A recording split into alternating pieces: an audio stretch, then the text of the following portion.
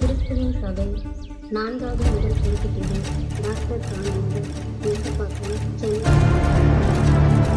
ஹல்லேலூயா.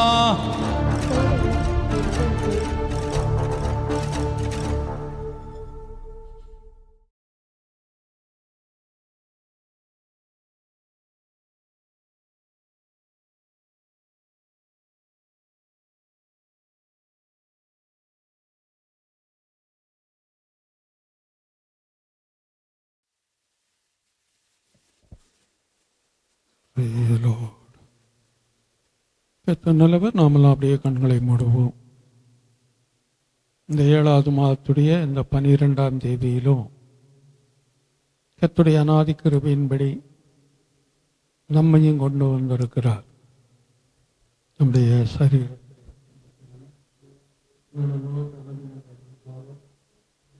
அவைகள் எல்லாவற்றிலிருந்து நம்மை விடுதலையாக்கி இந்த நாளிலே அவர் நம்மை அழைத்து கொண்டு வந்திருக்கிறார். அவர் நம்மை அழைத்து கொண்டு வந்தவருடைய நோக்கம், நாம் இவரை ஆராதிக்க வேண்டும், அவரை தொழுது கொள்ள வேண்டும் என்பதற்காகத்தான் கொண்டு வந்திருக்கிறார். இந்த நாளிலும் வர வேண்டியதான ஒவ்வொரு கர்த்தருடைய பிள்ளைகளையும் வேகத்திலே கொண்டு வரும்படி எல்லாம் வாய்களை திறந்து கர்த்தரை ஸ்தோத்தரிப்போம். வந்திருக்கிற நம்மோடு கூட ஆவியானோர் தொடர்ந்து இடைப்படும்படியாய் நாம் எதிர்பார்த்து வந்ததானே அந்த மனநிலைமைக்கு ஏற்றார் போன்று கர்த்தர் நம்மை ஆசீர்வதித்து நம்மை பலப்படுத்தி இந்த இடத்தில் அனுப்ப போகிறார் என்ற விசுவாசத்தோடு கர்த்தரை ஸ்தோத்தரிப்போம். ஆராதனுடைய துவக்கம் முதல் முடிவு பரியந்தோ கர்த்தருடைய கரம் இந்த இடத்திலே இருக்கும்படியாய், இந்த இடத்திலே அவருடைய அசைவாடுதலை நாம் உணரும்படியாய் ஸ்தோத்தரிப்போம். அதோடு மாத்திரமல்ல, இந்த ஆராதனுடைய ஒவ்வொரு பகுதியிலேயும் ஆவியானோர் தொடர்ந்து நம்மோடு பேசும்படி பாடல்களை கொண்டு, வார்த்தைகளை கொண்டு, சங்கீதத்தை கொண்டு நம்மோடு பேசும்படி நம்முடைய இருதயத்தை தைரியப்படுத்தி பலப்படுத்தி இந்த இடத்திலிருந்து அனுப்ப போகிறார் என்ற நிச்சயத்தோடு ஸ்தோத்தரிப்போம். தடைகளை நீக்கி போடுகிறவர் ஒவ்வொருவருடைய தடைகளை நீக்கி போடுவார் என்ற விசுவாசத்தோடு வேகத்திலே ஒவ்வொருவரையும் கொண்டு வரும்படியாய் கூட ஸ்தோத்தரிப்போம். அவர்களுக்கான எல்லா காரியமும் அவர்களுக்கு கிடைத்து கொண்டுதான் இருந்தது. ஆனால் அதனால அந்த ஜனங்கள் கர்த்தருக்குள்ளாக இருந்தார்கள் என்று சொல்லி ஆகிவிடாது. அந்த ஜனங்கள் ஆசீர்வாதத்திற்குள்ள போக முடியல, கானானுக்குள்ள போக முடியல, வாக்கு தத்தத்திற்குள்ள போக முடியல.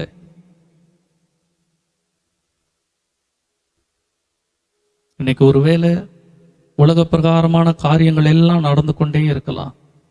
ஆனா கர்த்தருடைய நித்தியத்திற்குள்ளாக போவதற்கான அந்த ரட்சிப்புக்குள்ள நிலைத்து நிற்கிறோமா? தெய்வ பயத்திற்குள்ள இருக்கிறோமா? கர்த்தருடைய வசனத்திற்கு கீழ்ப்பட்டு அதனுடைய கட்டுப்பாட்டுல இருக்குமா என்பதை நம்ம ஆராய்ந்து பார்க்கணும்.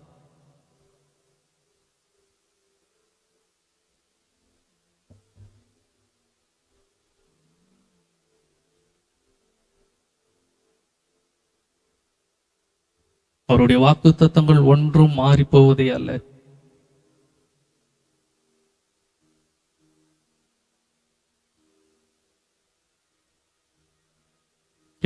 கர்த்தாவே, உங்க வாக்கு தத்தத்தை நான் பெற்றுக்கொள்ள ஒரு விஷயம், எங்களுடைய குற்றங்களை எங்களுக்கு உணர்த்துங்க. நாங்க எந்த இடத்துல தவறி போகிறோம் என்பதை தேவன் எங்களுக்கு இந்த வேலையில சுட்டி காட்டுங்க. எந்த இடத்துல நாங்கள் பலவீனப்பட்டு விழுந்து போகிறோம் என்பதை கர்த்தர் எங்களுக்கு உணர்த்துங்க. இது நீர் பேசக்கூடியதான ஒரு இடம், நீர் எங்களை மாற்றக்கூடியதான ஒரு இடமா இருக்கிறதே. இந்த வேலையில தேவன் எங்களோடு கூட பேசுங்க, எங்கள் இருதயத்தோடு பேசுங்க. எங்களுக்குள்ளாக நீங்க கிரியை செய்யுங்க. நாங்கள் மீண்டும் மீண்டும் உணர்வில்லாதபடி விழுந்து போகாதபடி, கொஞ்ச காலம் மாத்திரம் விசுவாசத்தை தவறி போகாதபடி எங்கள் பயங்களை அகற்றி, எங்கள் அவிசுவாசங்களை அகற்றி, இந்த வேலையில தேவன் எல்லாவற்றையும் நீங்க சீர்படுத்துங்க. எங்களை உங்க கரங்களில ஒப்பு கொடுக்கிறோம். சீர்கெட்ட பிள்ளைகளை ஒப்புவி சீர்படுத்துவேன்னு சொல்லி இருக்கிறீங்களே, இடிந்து போனதை மீண்டும் கட்டி எழுப்பக்கூடியவர் என்று நாங்கள் பார்க்கிறோமே. எங்களுடைய நிலைமையை சீர்படுத்துங்க, எங்களை கட்டி எழுப்புங்க. உங்களுடைய வாக்கு தத்தத்தை ஒரு விசையாய் நீங்க நினைத்தருளுங்க கர்த்தாவே. வேதத்துல எந்த மனிதர்கள் எல்லாம் நீங்க நினைத்தருள்றீங்களோ அவர்களுடைய வாழ்க்கையில எல்லாம் ஒரு திருப்பு முனை மாறுதல் ஏற்பட்டதை நாங்க பார்க்கிறோமே. சாராளை நினைத்தருள்னீங்க, அண்ணாளை நினைத்தருள்னீங்க, ஆகாரை நினைத்தருள்னீங்க, நோவாவை நினைத்தருள்னீங்க, இஸ்ரவேல் ஜனங்களை நினைத்தருள்னீங்க. இப்படி அநேக காரியம் வாசிக்கிறோமே. எங்களுடைய வாழ்க்கையில நாங்கள் அடுத்த கட்டத்திற்கு போவதற்கு, பரிசுத்தத்திற்குள்ள போவதற்கு, விசுவாசத்திற்குள்ள போவதற்கு தேவன் இந்த வேலையில் எங்களை நீங்க நினைத்தருளும்படியாய் நாங்கள் கேட்கிறோம்.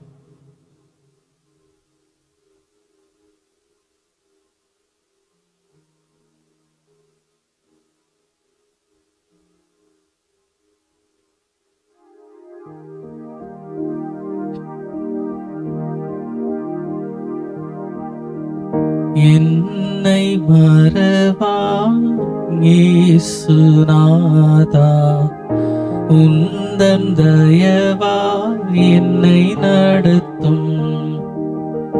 என்னை மறவா இயேசுநாதா, உந்தன் தயவா என்னை நடத்தும். வல்ல ஜீவ வாக்குத்தத்தங்கள்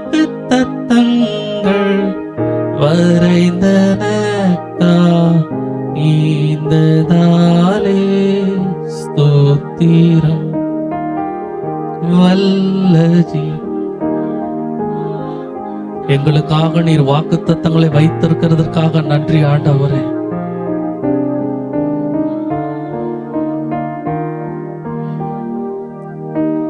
ஆபத்திலே அரும் துணையே, பாதைக்கு நல்ல தீபமிதே. ஆபத்திலே அரும் துணையே, பாதைக்கு நல்ல தீபமிதே.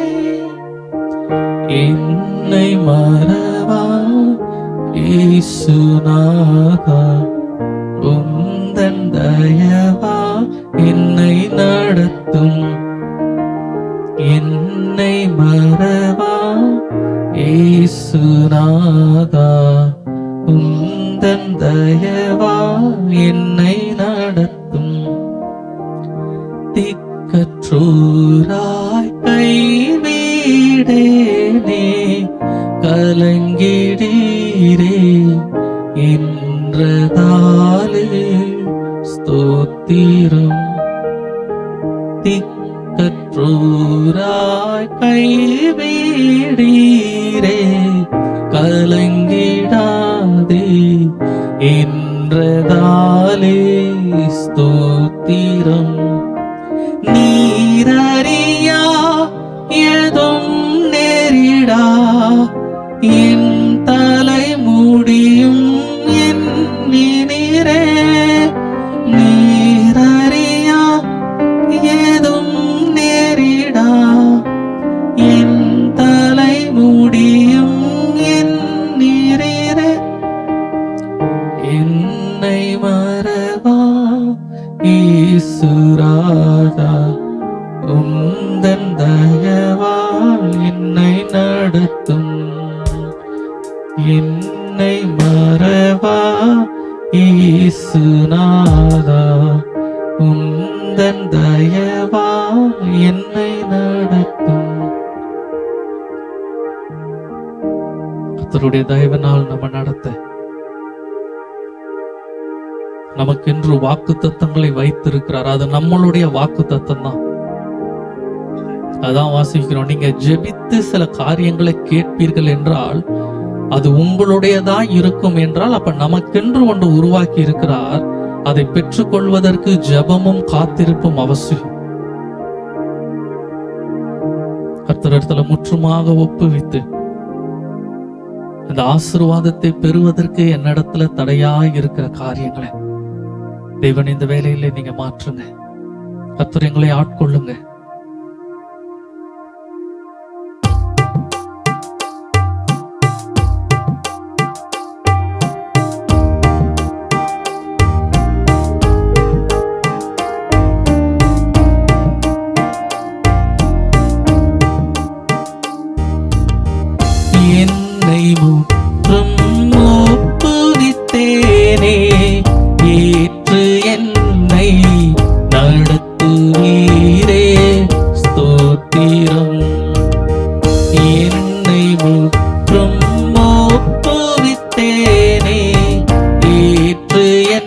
என்னை நடத்துவீரே ஸ்தோத்திரம்.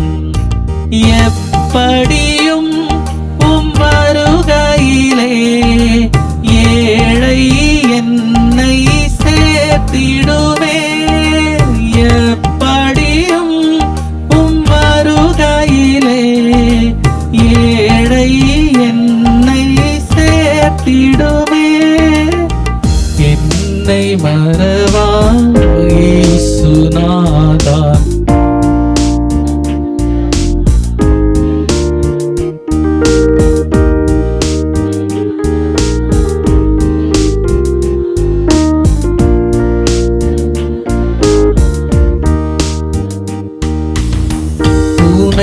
உனக்கெதிராய் எழும்புமாயுதம் வாய்த்திடாதே என்றதாலே ஸ்தோத்திரம். எங்களுக்கு விரோதமாய் எழுகிற எல்லா காரியமும் கர்த்தாவே இந்த வேலையில வாய்க்காமல் போட்டோம். பரந்திடுமே உம் நாமத்திலே பரனே எனக்காய் ஜெய கொடியே. பரந்திடுமே உம் நாமத்திலே பரனே எனக்காய் ஜெய கொடியே. என்னை மறவா இயேசுநாதா. உந்தன் தயவால் என்னை நடத்தும். என்னை மறவா இயேசுநாதா. உந்தன் தயவால் என்னை நடத்தும்.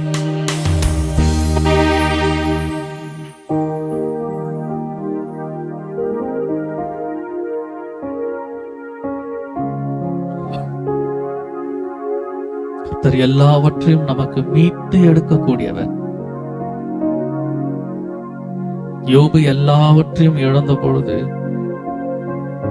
அவன் நம்பிக்கை அற்று போகல. அவனை குற்றப்படுத்துறாங்க, அவனை அவமானப்படுத்துகிறாங்க, அவனை வேதனைப்படுத்துகிறாங்க. ஆனால் அவன் சொல்லுகிற வார்த்தை, என் மீட்பர் உயிரோடு இருக்கிறார், என் மீட்பர் உயிரோடு இருக்கிறார். அதனுடைய அர்த்தம் என்ன? என்னை மீட்டு எடுக்கிறதுக்கு, இந்த நிலைமையிலிருந்து என்னை மாற்றுறதற்கு ஜீவனோடு ஒருவர் இருக்கிறார், அவர் என்னை பார்த்து கொண்டு இருக்கிறார் என்கிற விசுவாசம் யோபுக்கு திடமாய் இருந்தது. ஒருவேளை இந்த நேரத்துல எல்லாவற்றையும் இழந்து நின்று கொண்டிருந்தாலும் அந்த விசுவாசம் இருந்தா நம்மை மீட்டு எடுக்கக்கூடியதான கர்த்தர் ஜீவனோடு இருக்கிறார். அதை மறந்து விடவே வேண்டாம். நம் கண்ணீரை காண்கிறவர், நம்முடைய வேதனையை அறிகிறவர். ஒரு நாளும் நம்ம புறம்பே தள்ளுகிறதே அல்ல, மனிதர்களை போல அல்ல. அவர் பார்த்தது போல தவறு செய்யும் பொழுது அவர் கண்டிக்கிறார் தான், நம்மை தண்டிக்கிறார் தான். அதோடு கூட வாழ்க்கை முடிஞ்சு போச்சு அவர் அனுப்புறதில்லை. நீ மாறுனா, நீ நன்மை செய்தால் உனக்கு மேன்மை இல்லையோ, நம்ம விசுவாசித்தால் நமக்கு பலன் இல்லையோ, நம்ம ஜெபித்தால் நமக்கு கிடைக்காமல் போய்விடுமோ?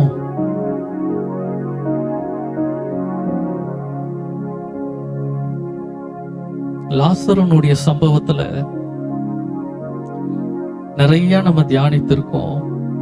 எப்பொழுதுமே நம்ம மார்த்தாள் மரியாள் அவங்களுடைய பார்வையில இருந்தே பார்த்திருக்கோம், அவங்களுடைய பெர்ஸ்பெக்டிவ்ல இருந்தே பார்த்திருக்கோம். கொஞ்சம் லாசருவனுடைய நிலைமையிலிருந்து இந்த நாள்ல நம்ம நினைத்து பார்ப்போம். லாசரு மரிக்கும் பொழுது எவ்வளவு வேதனைப்பட்டிருப்பான் இல்லையா? என்னுடைய 2 சகோதரிகள் இருக்கிறாங்க, அவங்களுக்கு யாருமே இல்லையே, நான் ஒருத்தன் தானே இருக்கிறேன், நான் வியாதிப்பட்டு இருக்கிறேனே, இல்ல மரண தருவாயில் இருக்கும்போது எவ்வளவு வேதனையோடு அவன் போயிருப்பான். இவங்களுக்கு திருமணம் கூட ஆகல, இவங்களை யார் பார்த்துப்பா, யார் பாதுகாப்பா இருப்பா? இது மோசமான தேசம் ஆயிற்று, மோசமான வாழ்க்கை வாழ்ந்தவர்கள் மாறி இருக்கிறாங்க. ஆனா மனிதர்களுடைய பார்வை மாறி இருக்குமான்னு தெரியலையே, இவங்களை யார் ஆதரிப்பா என்னன்னு சொல்லி எத்தனை கேள்வி வேதனையோடு போயிருப்பான். அவனை உயிரோடு எழுப்பி அவன் கண்களை திறந்து அவன் பார்த்த பொழுது எத்தனை மகிழ்ச்சி அவனுக்கு வந்திருக்கு இல்லையா? தேவன் நம்முடைய ஜெபத்தை அவர் அல்ல தட்டுகிறவரே அல்ல. நம்ம வாழ்க்கை முடிஞ்சு போயிருச்சோ, நம்முடைய ஜெபங்கள்லாம் வீணாய் போயிருச்சோ, அவ்வளவுதானே என்று நினைக்க வேண்டாம். கர்த்தர் மீண்டும் அவர் நம்மை ஜீவனோடு கூட நம்முடைய ஆசைகள் ஜெபங்களை எழுப்பக்கூடியவர்.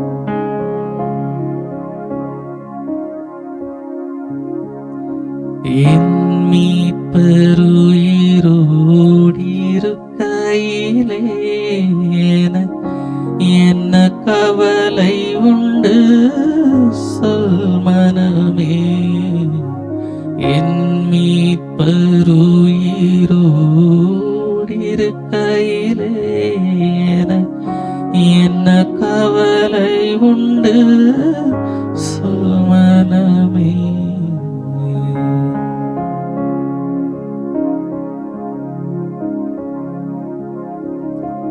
கவலைகள் தீர்ப்பார், கண்ணீர் துடைப்பார், கடைசி வரை கைவிடாதிருப்பார். கவலைகள் தீர்ப்பார், கண்ணீர் துடைப்பார், கடைசி வரை கைவிடாதிருப்பார்.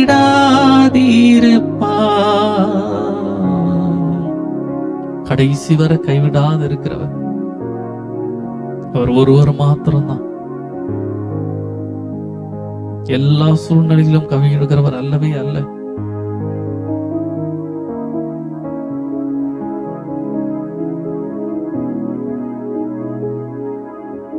இந்த வேலையில கேட்ப முடிய பரிசுத்த ஆவியினால எங்களை நிரப்பி எங்க மனதின் யோசனையை இந்த வேலையில தேவன் நீங்க மாற்றுங்க கர்த்தாவே.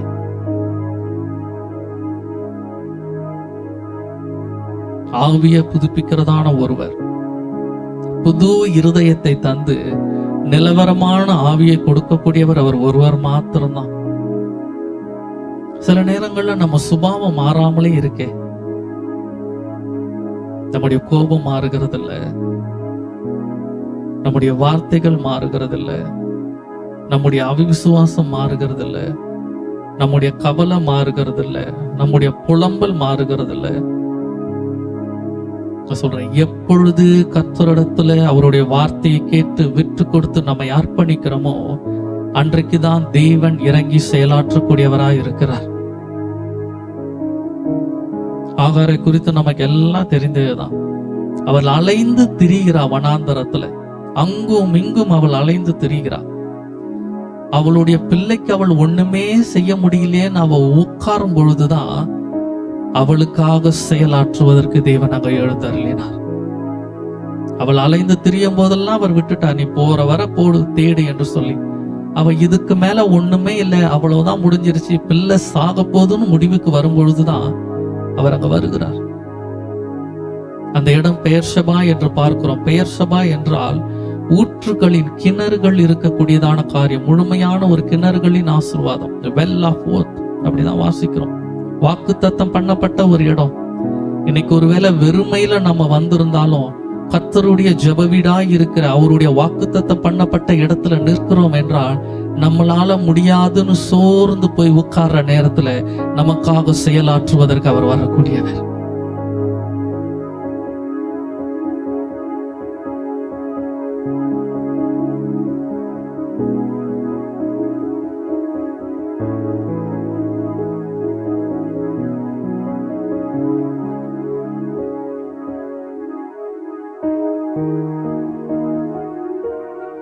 ஊற்றிடும் தேவா உம் அன்பின் ஆவியை மாற்றிடும் தேவா என் மனதின் எண்ணத்தை. ஊற்றிடும் தேவா உம் அன்பின் ஆவியை மாற்றிடும் தேவா என் மனதின் எண்ணத்தை. தேற்றிடுமையா இதய காயத்தை, மாற்றிடுமையா இதய வேதனை. இருதயத்தில் இருக்கிற வேதனை எல்லாம் மாற்றுவதற்கு கர்த்தாவே நீர் இந்த வேலையில் நீங்க செயலாற்றுங்க.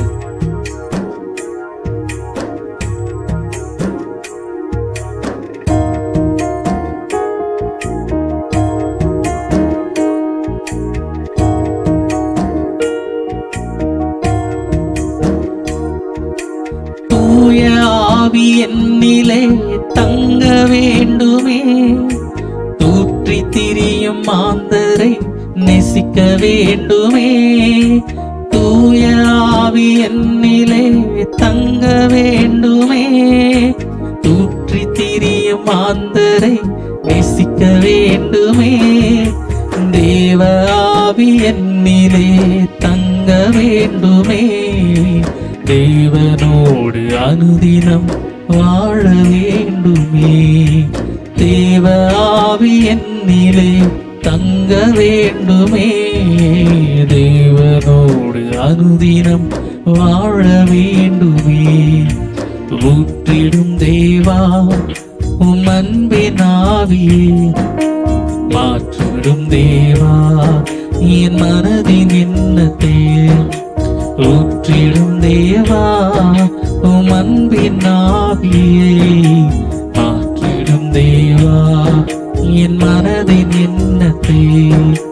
சத்திய ஆவி என்னிலே தங்க வேண்டுமே, நித்திய ஜீவனிலே நிலைக்க வேண்டுமே. சத்திய ஆவி என்னிலே தங்க வேண்டுமே, நித்திய ஜீவனிலே நிலைக்க வேண்டுமே. நல்ல ஆவி என்னிலே தங்க வேண்டுமே, நன்மையும் கிருபையும் தொடர வேண்டுமே. கிருபையின் ஆவி என்னில் தங்க வேண்டுமே, கிறிஸ்துவின் சேனையாய் நிற்க வேண்டுமே. எங்கள் அன்பின் பிதாவே, பரிசுத்தமான தேவனே, இந்த காலை வேளையில எங்களோடு கூட நீர் பேசுகிறதற்காக நன்றி. உம்முடைய வார்த்தையினால் எங்களை நிரப்புங்க, எங்களை மாற்றுங்க ஆண்டவரே. நாங்கள் மாற்ற வேண்டிய இடத்தை எங்களுக்கு சுட்டி காட்டுங்க, எங்களுக்கு தெரியப்படுத்துங்க. மீதியா இருக்கிறதான நேரத்தின் ஒவ்வொரு பகுதியிலும் பரிசுத்த ஆவியானவருடைய கிரியை எங்களுக்குள்ளாக இருக்கட்டும். முழுவதுமாக உங்க கரத்துல ஒப்பு கொடுக்கிறோம். எங்களை மாற்றி ஆசீர்வதித்து இந்த இடத்துல இருந்து அனுப்புங்க.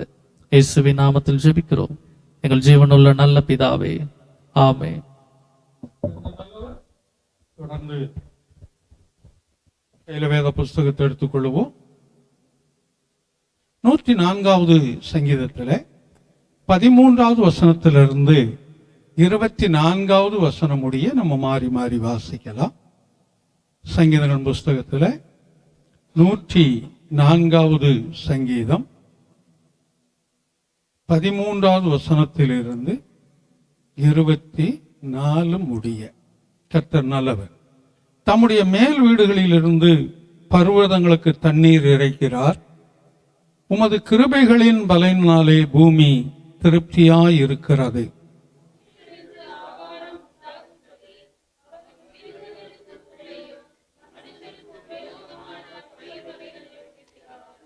மனுஷனுடைய இருதயத்தை மகிழ்ச்சியாக்கும் திராட்சரசத்தையும் அவனுக்கு முகக்களையை உண்டு பண்ணும் எண்ணெயையும் மனுஷனுடைய இருதயத்தை ஆதரிக்கும் ஆகாரத்தையும் விளைவிக்கிறார்.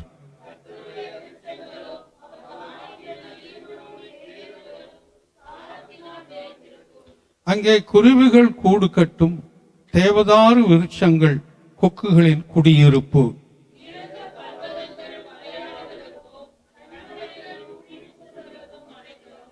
சந்திரனை கால குறிப்புக்காக படைத்தார். சூரியன் தன் அஸ்தமனத்தை அறியும்.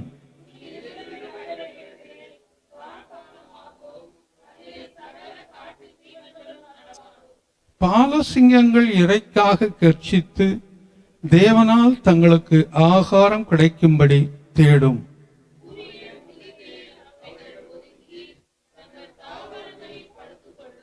அப்பொழுது மனுஷன் சாயங்காலம் மட்டும் தன் வேலைக்கும் தன் பண்ணைக்கும் புறப்படுகிறான்.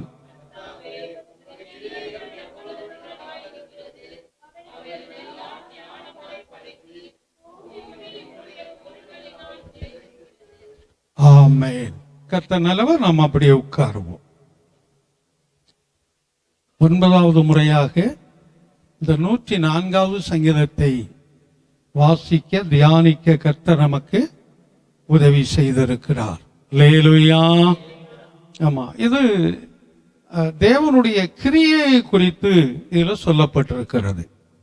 இதில் இருக்கிற ஒவ்வொரு பகுதியிலையும் தேவன் எப்படி கிரியை செய்கிறார் என்பதை குறித்து இதிலே கோடிட்டு சொல்லப்பட்டிருக்கிறது.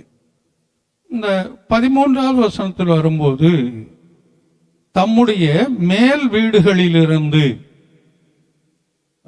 அவர் பர்வதங்களுக்கு தண்ணீர் இறைக்கிறார். தம்முடைய மேல் வீடுகளில் இருந்து. இந்த தண்ணீர் எங்க இருக்குன்னு பல இடங்களை நம்ம தியானிக்கிறோம் வேதத்துல. அதுல ஒன்று அவருடைய பண்டசாலையிலே இருக்கிறது. ஆமா, அவருடைய கரங்களில் இருக்கிறதுன்னு வாசிக்கிறோம். அதைத்தான் கோடிட்டு சொல்றாரு. அவருடைய கரத்தில் அந்த மழை இருக்கிறது என்பதை குறித்து. அந்த மழை என்ன செய்யும் அப்படிங்கிறதை குறித்து 14 வாசிக்கிறோம். அதை வாசிங்களா? பூமியிலிருந்து ஆகாரம் உண்டாகும்படி. அப்ப மனிதனுக்கு ஆகாரம் பூமியிலிருந்து தான் உண்டாக வேண்டும். அதனாலதான் பூமியிலிருந்து ஆகாரம் உண்டாகும்படி மிருகங்களுக்கு புல்லையும். ஆமா, மிருகங்களுக்கு புல்லையும். ஏன்னா மிருகங்கள் புல்லுதான் சாப்பிடும். ஒரு சிலது மாமிச பட்சின்னு இருக்கும், அது வேறு. ஆனா பொதுவா மிருகம் புல் மேயக்கூடியது. அதற்கு தேவையான ஆகாரத்தை அங்கே கொடுக்கிறார். மனிதர்களுக்கு, மனுஷனுக்கு உபயோகமான பயிர் வகைகளையும் முளைப்பிக்க பண்ணுகிறார். மனுஷன் புல்ல சாப்பிட்டு உயிர் வாழ்றது இல்லை. அது கீரங்கிற ரீதியில ஏதோ சாப்பிடலாம், அது வேறு. ஆனா மனிதன் உயிர் வாழ்வதற்கென்று சில தானியங்கள் தேவை, சில உணவுப் பொருள்கள் தேவை. அதை விளைவிக்கிறார். அவருடைய சமூகத்திலிருந்து மழை புறப்பட்டு வருது. அந்த மழை ஏனோ தானோ என்று வரல. மிருகங்களுக்கு அதற்கு தேவையான ஆகாரத்தை முளைப்பிக்க பண்றாரு. மனிதர்களுக்கு அவர்களுக்கு தேவையான ஆகாரத்தை மழை ஒண்ணுதான். ஆனா 2 பேரையும் 2 விதத்தில் அங்க அவர் போஷிக்கிறார். இது அப்படியே கொஞ்சம் திருப்பி பார்த்தீங்கன்னா, நம்முடைய வாழ்க்கையில நமக்கு எந்த சூழ்நிலையில என்ன ஆசீர்வாதம் வேண்டும் அப்படிங்கிறது தெரிந்து கொடுக்கக்கூடியவர். நமக்கு ஏதோ ஒன்றை கொடுக்கணும் அப்படின்னு நினைச்சு கொடுக்கிறவர் இல்லை. நமக்கு எதை கொடுத்தால் நம்முடைய வாழ்க்கைக்கு பயனுள்ளதாக இருக்கும், எப்ப எதை கொடுத்தா நல்லா இருக்கும், இதை அறிந்து நம்முடைய வாழ்க்கையில் கொடுக்கக்கூடியவர் தான் நம்முடைய தேவன். அதுக்கு அடுத்த வசனத்துல வரும்போது, ஆமா, மனுஷனுடைய இருதயத்தை மகிழ்ச்சியாக்கும் திராட்சரசத்தையும். ஆமா, இந்த திராட்சரசம் என்பது ஆங்கிலத்தில் ஒரே வார்த்தையில போட்டிருக்கோம், ஒயின் அப்படின்னு சொல்லி. அதாவது பிராந்தின்னு வச்சுக்காங்களேன் அப்படின்னு போட்டிருக்கோம், ஒயின்னு போட்டிருக்கோம். ஆனா பழைய ஏற்பாட்டின் காலத்தில் இருந்த திராட்சை ரசத்துக்கும் புதிய ஏற்பாட்டில் வரக்கூடிய வேதத்தில் போடப்பட்ட திராட்சை ரசத்திற்கும் வித்தியாசங்கள் உண்டு. பழைய ஏற்பாட்டில் பெண்கள் குடிக்கிறதுக்கென்று ஒரு திராட்சை ரசம் இருந்தது. அதனாலதான் 1 சமாசிக்க வேண்டாம், 1 சாமுவேல்ல அந்த ஏலி கேட்கிறான், இவ்வளவு காலையில நீ ஏன் குடிச்சிட்டு வந்திருக்கிற அண்ணாளை பார்த்து கேட்கிறான். ஆமா, போதை கொடுக்கக்கூடியதான திராட்சை ரசம் ஒன்று இருந்தது. போதை இல்லாதபடி இருக்கிற திராட்சை ரசம் ஒன்று இருந்தது. பழைய நாட்கள் அந்த திராட்சை ரசம் 2 காரியத்திற்கு பயன்படுத்தது. ஒன்று, அவர்கள் குடிப்பதற்கு, அது போதை உள்ளது. சாதாரணமா இருக்கக்கூடிய சரீரருக்கு பலனை கொடுக்கக்கூடிய மருந்தாய் பயன்பட்டது. அது அவர்கள் தான் அதை என்ன செய்ய வேண்டும், தீர்மானித்துக் கொள்ள வேண்டும். அதாங்க சொல்றாரு, மனிதனுடைய இருதயத்தை மகிழ்ச்சியாக்கும் திராட்சை ரசத்தையும் முகக்களையை உண்டு பண்ணும் எண்ணெயையும். ஆமா, தலைக்கு எண்ணெய் தேய்க்கிறது முகக்களையை உண்டு பண்ணும்னு வேதம் சொல்லுது. ஆனா இன்னைக்கு பாலிவு பிள்ளைகள்லாம் ரொம்ப சிக்கனம் பண்றாங்க குடும்பத்துக்கு. ஆமாம், வாலிப ஆண் பிள்ளையோ பெண் பிள்ளையோ அதெல்லாம் வேறு. ஆமாம், அவங்க வீட்டுக்கு ரொம்ப என்ன செய்கிறாங்க, சிக்கனப்படுத்தி வைக்கிறாங்க, நஷ்டப்படுத்தக்கூடாதுன்னு சொல்லி. ஏன்னா அவங்க எண்ணெயே உபயோகப்படுத்துறது இல்லை, தலைக்கு எண்ணெயே உபயோகப்படுத்துறது இல்லை. ஆனால் அந்த எண்ணெயை உபயோகப்படுத்தாமல் இருக்கும்போது சரீரத்தில் பல உபாதைகள் அவர்களுக்கு வருகிறது என்பதை அவங்களுக்கு தெரியறதில்லை. கண்களுக்கு பிரச்சனை வரும், சரீரத்தில் அதிகமான ஹீட் ஆகும், சூடாகும், அது நிமித்தம் பல பிரச்சனைகள் உருவாகும் என்பதை அவர்கள் தெரிந்து கொள்றதில்லை. அதான் எண்ணெய்க்கு முக்கியத்துவம் கொடுக்கப்பட்டிருக்குது. இது ஆவிக்குரிய அர்த்தங்கள் வேற உண்டு, நான் அதற்குள்ள கடந்து போகல. எழுத்தின்படியே நம்ம பார்க்கலாம். அதுக்கு அடுத்த வரியில வரும்போது மனுஷனுடைய இருதயத்தை ஆதரிக்கும் ஆகாரத்தையும் விளைவிக்கிறார். அப்ப மனிதனுடைய இருதயம் ஆதரிக்கிறதுன்னா, இருதயம் சந்தோஷமா இருக்கணும்னு சொன்னா அவனுக்கு ஆகாரம் தேவை.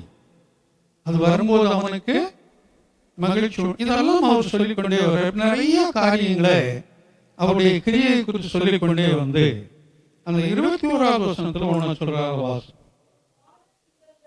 பாலசிங்கங்கள் இறைக்காக கர்ச்சித்து. இந்த பாலசிங்கம் என்றால் என்ன? சிலருக்கு பேர் இருக்கும் பாலசிங்கம்னு சொல்லி. பாலசிங்கம்னா என்ன?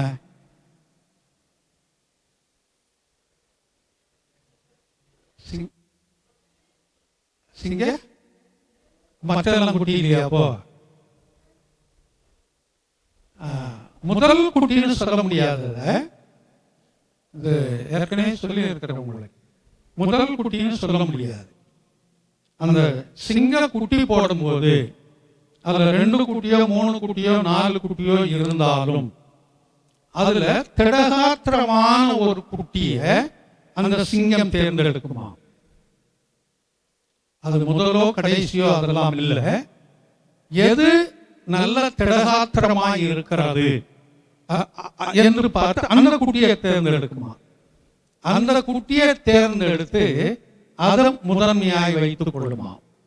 அது எந்த எந்த ஆகாரம் தேடி கொண்டு வந்தாலும் சரி, அது எரும மாடு கிடைச்சாலும் சரி, எலி கிடைச்சாலும் சரி, அந்த சிங்கத்துக்கு அதை கொண்டு குட்டி கட்ட கொடுத்த உடனே முதலாவது அந்த பாலசிங்கத்தை தான் அது சாப்பிட வைக்கும். அதாவது தான் தெரிந்து வைத்திருக்கிற அந்த குட்டிய, அது முதல் குட்டியோ கடைசி குட்டியோ இல்லை, அது தெரிந்து வைத்திருக்கிற குட்டி, அந்த குட்டியத்தான் முதலாவது அந்த ஆகாரத்தை சாப்பிட வைக்குமா.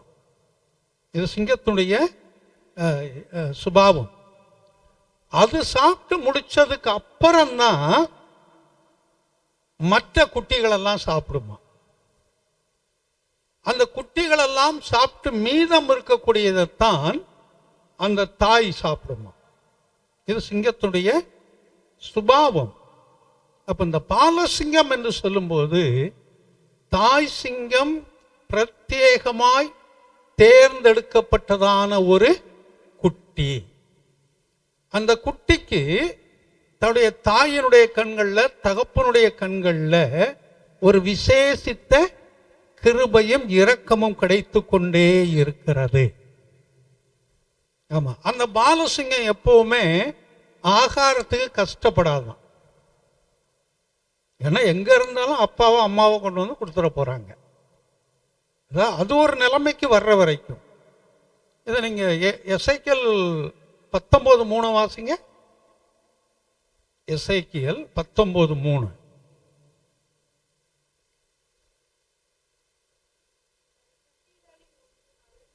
தன் குட்டிகளில் ஒன்று வளர்ந்து. அப்ப எத்தனை குட்டி இருக்குங்கிறது இல்லை, தன் குட்டிகள்ல ஒரு குட்டியை நல்லா வளர்க்குது, மற்ற குட்டியும் வளர்க்குது. ஆனா வளர்ப்பதை காட்டிலும் இதை சிறப்பாய் வளர்க்குது. அதான் தன் குட்டிகளில் ஒன்று வளர்ந்து பாலசிங்கமாகி. ஆமா, அது எந்த குட்டியை தனியாய் பிரித்தெடுத்து வைத்திருக்கிறதோ அந்த குட்டிதான் என்னவாய் மாறுகிறது? பாலசிங்கமாய் மாறுகிறது.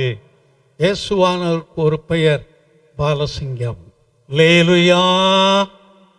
அவர் பாலசிங்கமாய் இருக்கிறார்.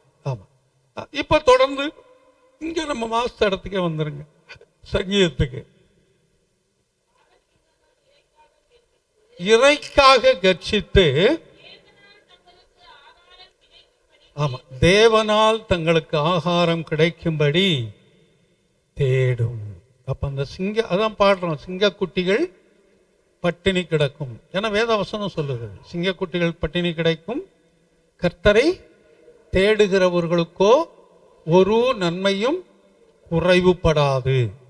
அப்ப நம்ம எப்பெல்லாம் அவரை தேடுகிறோமோ அப்பொழுது நம்முடைய வாழ்க்கையிலும் அவர் குறைவுகளை வைப்பது இல்லை. கர்த்தர் அந்த சங்கீதத்தை ஆசீர்வதிக்கட்டும். மீதி பகுதிகளை வரக்கூடிய நாட்களில் பார்க்கலாம். வழக்கம் போல அறிவிப்புகள்.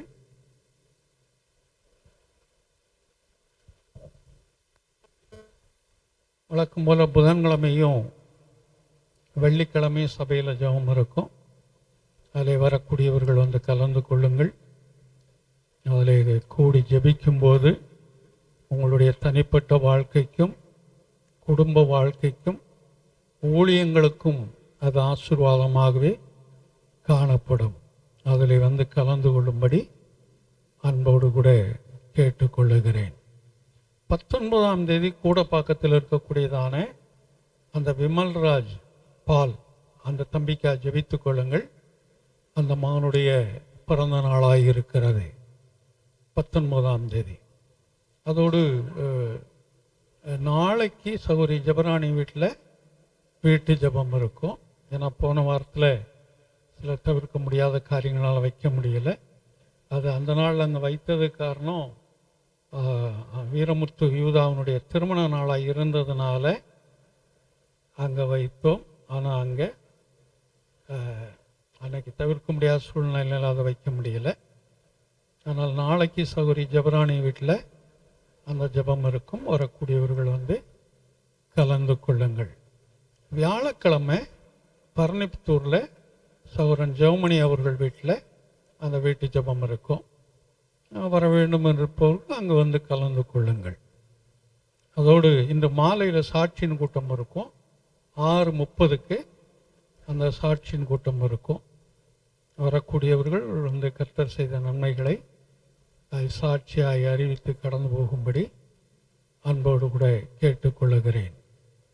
அதோடு சுகவீனமாக இருப்பவர்கள் நமக்கு தெரியும் யாருன்னு. ஆனால் அந்த சுகமீனமானவர்களுக்காக ஜெபித்துக் கொள்ளுங்கள். கர்த்தர் அவர்களுக்கு ஒரு பூர்ணமான சுகத்தை கட்டளையிட வேண்டும். அதோடு கூட அந்த சிஸ்டரை மனநோவாக்கின அந்த சகோதரியை கர்த்தர் தொடும்படி ரட்சித்துக் கொள்ளும்படியாய் ஜெபித்துக் கொள்ளுங்கள். தொடர்ந்து இந்த நாளில் வந்திருக்கிற நாம் ஒவ்வொருவரையும் கர்த்தர் ஒரு விசேஷித்த ஆசீர்வதிப்பார். கர்த்தர் நல்லவர். தொடர்ந்து நாமெல்லாம் அப்படி எழுந்து நிற்போம். ஒரு பாடலை பாடும்போது கர்த்தருக்கென்று காணிக்கை கொடுத்து கடந்து போவோம். முதலாவது சகோதரிகள் வாங்க, தொடர்ந்து சகோதரர்கள் வரும்படி அன்போடு கூட கேட்டுக்கொள்ளுகிறேன்.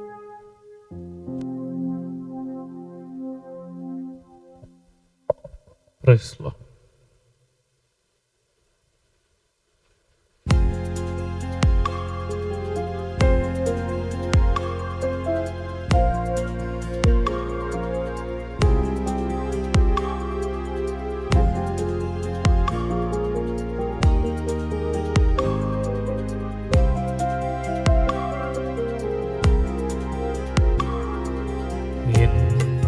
சமூகம் முன்னே செல்லும் இளைப்பாறுதல் தந்திடுமே. நேற்றும் இன்றும் மாறாதவர் நேசரீசு வாக்கு தந்தார். நேற்றும் இன்றும் மாறாதவர் நேசரீசு வாக்கு தந்தார்.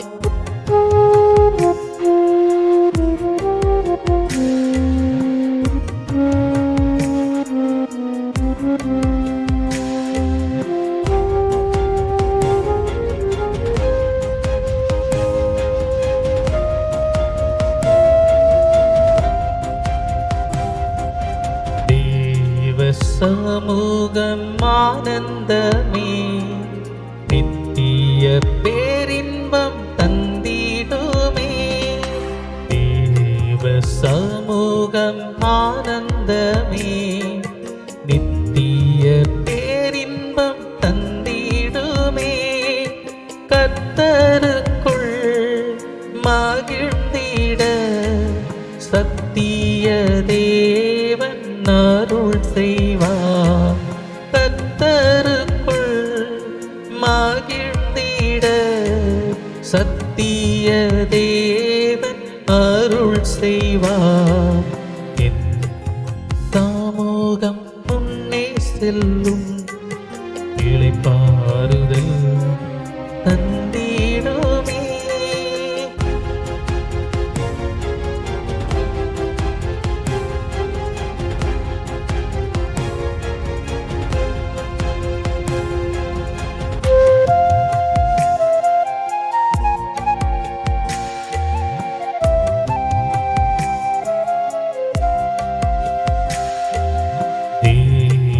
சமூகம் செல்லும் வேலை, தேவ வல்லமை தோன்றிடுமே.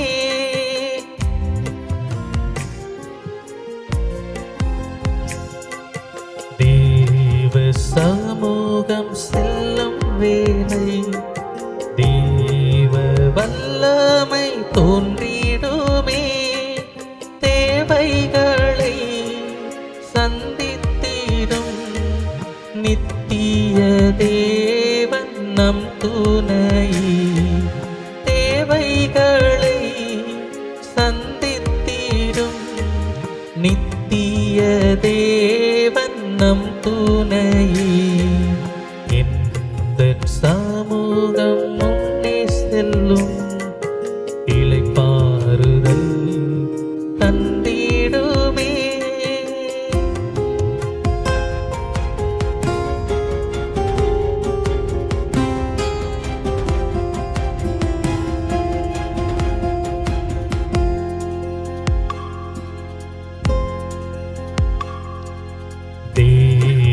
தூதன் முன்னே சென்று தேவ ரட்சிப்பை தந்திடுவார்.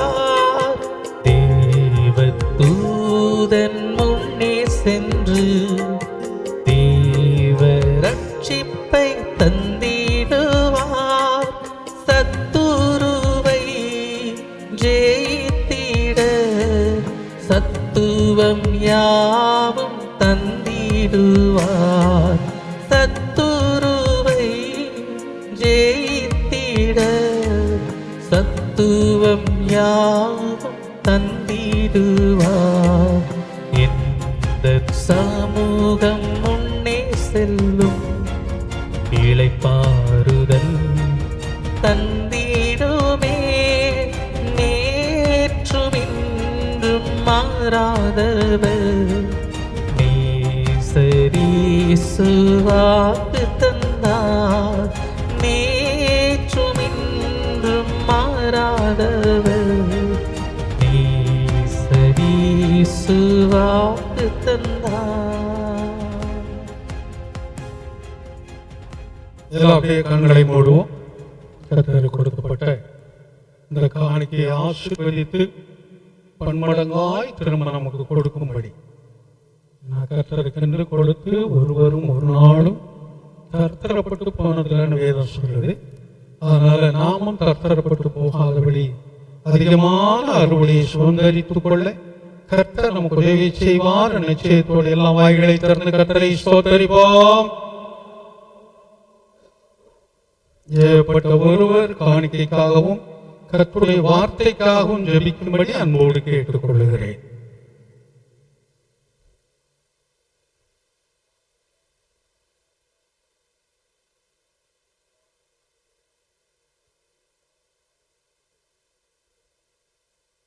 ஆண்டவரே, நாங்கள் கொடுத்த காணிக்கை கர்த்தர் நீங்க ஆசீர்வதிங்க. அப்பா உமக்கு ஸ்தோத்திரம் ஆண்டவரே. அப்பா நாங்கள் கொடுத்த காணிக்கைகளை ஆண்டவரே எங்களையும் நீங்க அங்கீகரிக்கும்படியாய் கூட செபிக்கிறோம் ஆண்டவரே. தகப்பனே உமக்கு ஸ்தோத்திரம் ஆண்டவரே. அப்பா உமக்கு நன்றி. அப்பா உம்முடைய சமூகத்தில் உற்சாகமாய் கொடுக்கிறவனிடத்தில் தேவன் பிரியமாய் இருக்கிறார் என்று எழுதியிருக்கிற அந்த வேத வசனத்தின்படி ஆண்டவரே நீர் எங்கள் மீது பிரியமா இருக்கும்படியாய் கூட நாங்கள் ஜெபிக்கிறோம் ஆண்டவரே. அப்பா அந்த வருகிற வார்த்தைக்காய் நன்றி அப்பா. அந்த வார்த்தைகள் ஆண்டவரே எங்களை பரிசுத்தப்படுத்தட்டும் ஆண்டவரே. அந்த வார்த்தை ஆண்டவரே எங்களை சுத்திகரிக்கட்டும் ஆண்டவரே. அப்பா எங்களை ஆண்டவரே தேவையில்லாத காரியங்கள் ஆண்டவரே அப்பா அந்த வார்த்தையின் மூலம் ஆண்டவரே நாங்கள் அதை விட்டுவிட கர்த்தர் எங்களுக்கு உதவி செய்யும்படியாய் ஜெபிக்கிறோம். இப்படி கிருபையுள்ள கருத்துக்களாய் தாழ்த்தி ஒப்பு கொடுக்கிறோம், பொறுப்படுத்திக் கொள்ளும். இயேசுவின் நாமத்தில் ஜெபிக்கிறோம், ஜெபங்கேலும் பிதாவே, ஆமென். கர்த்தர் நல்லவர். நாமெல்லாம் அப்படி உட்கார். யாக்கோபு 1:22 வாசிங்க.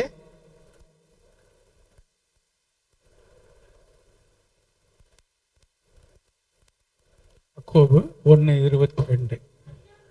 அல்லாமலும் நீங்கள் உங்களை வஞ்சியாதபடிக்கு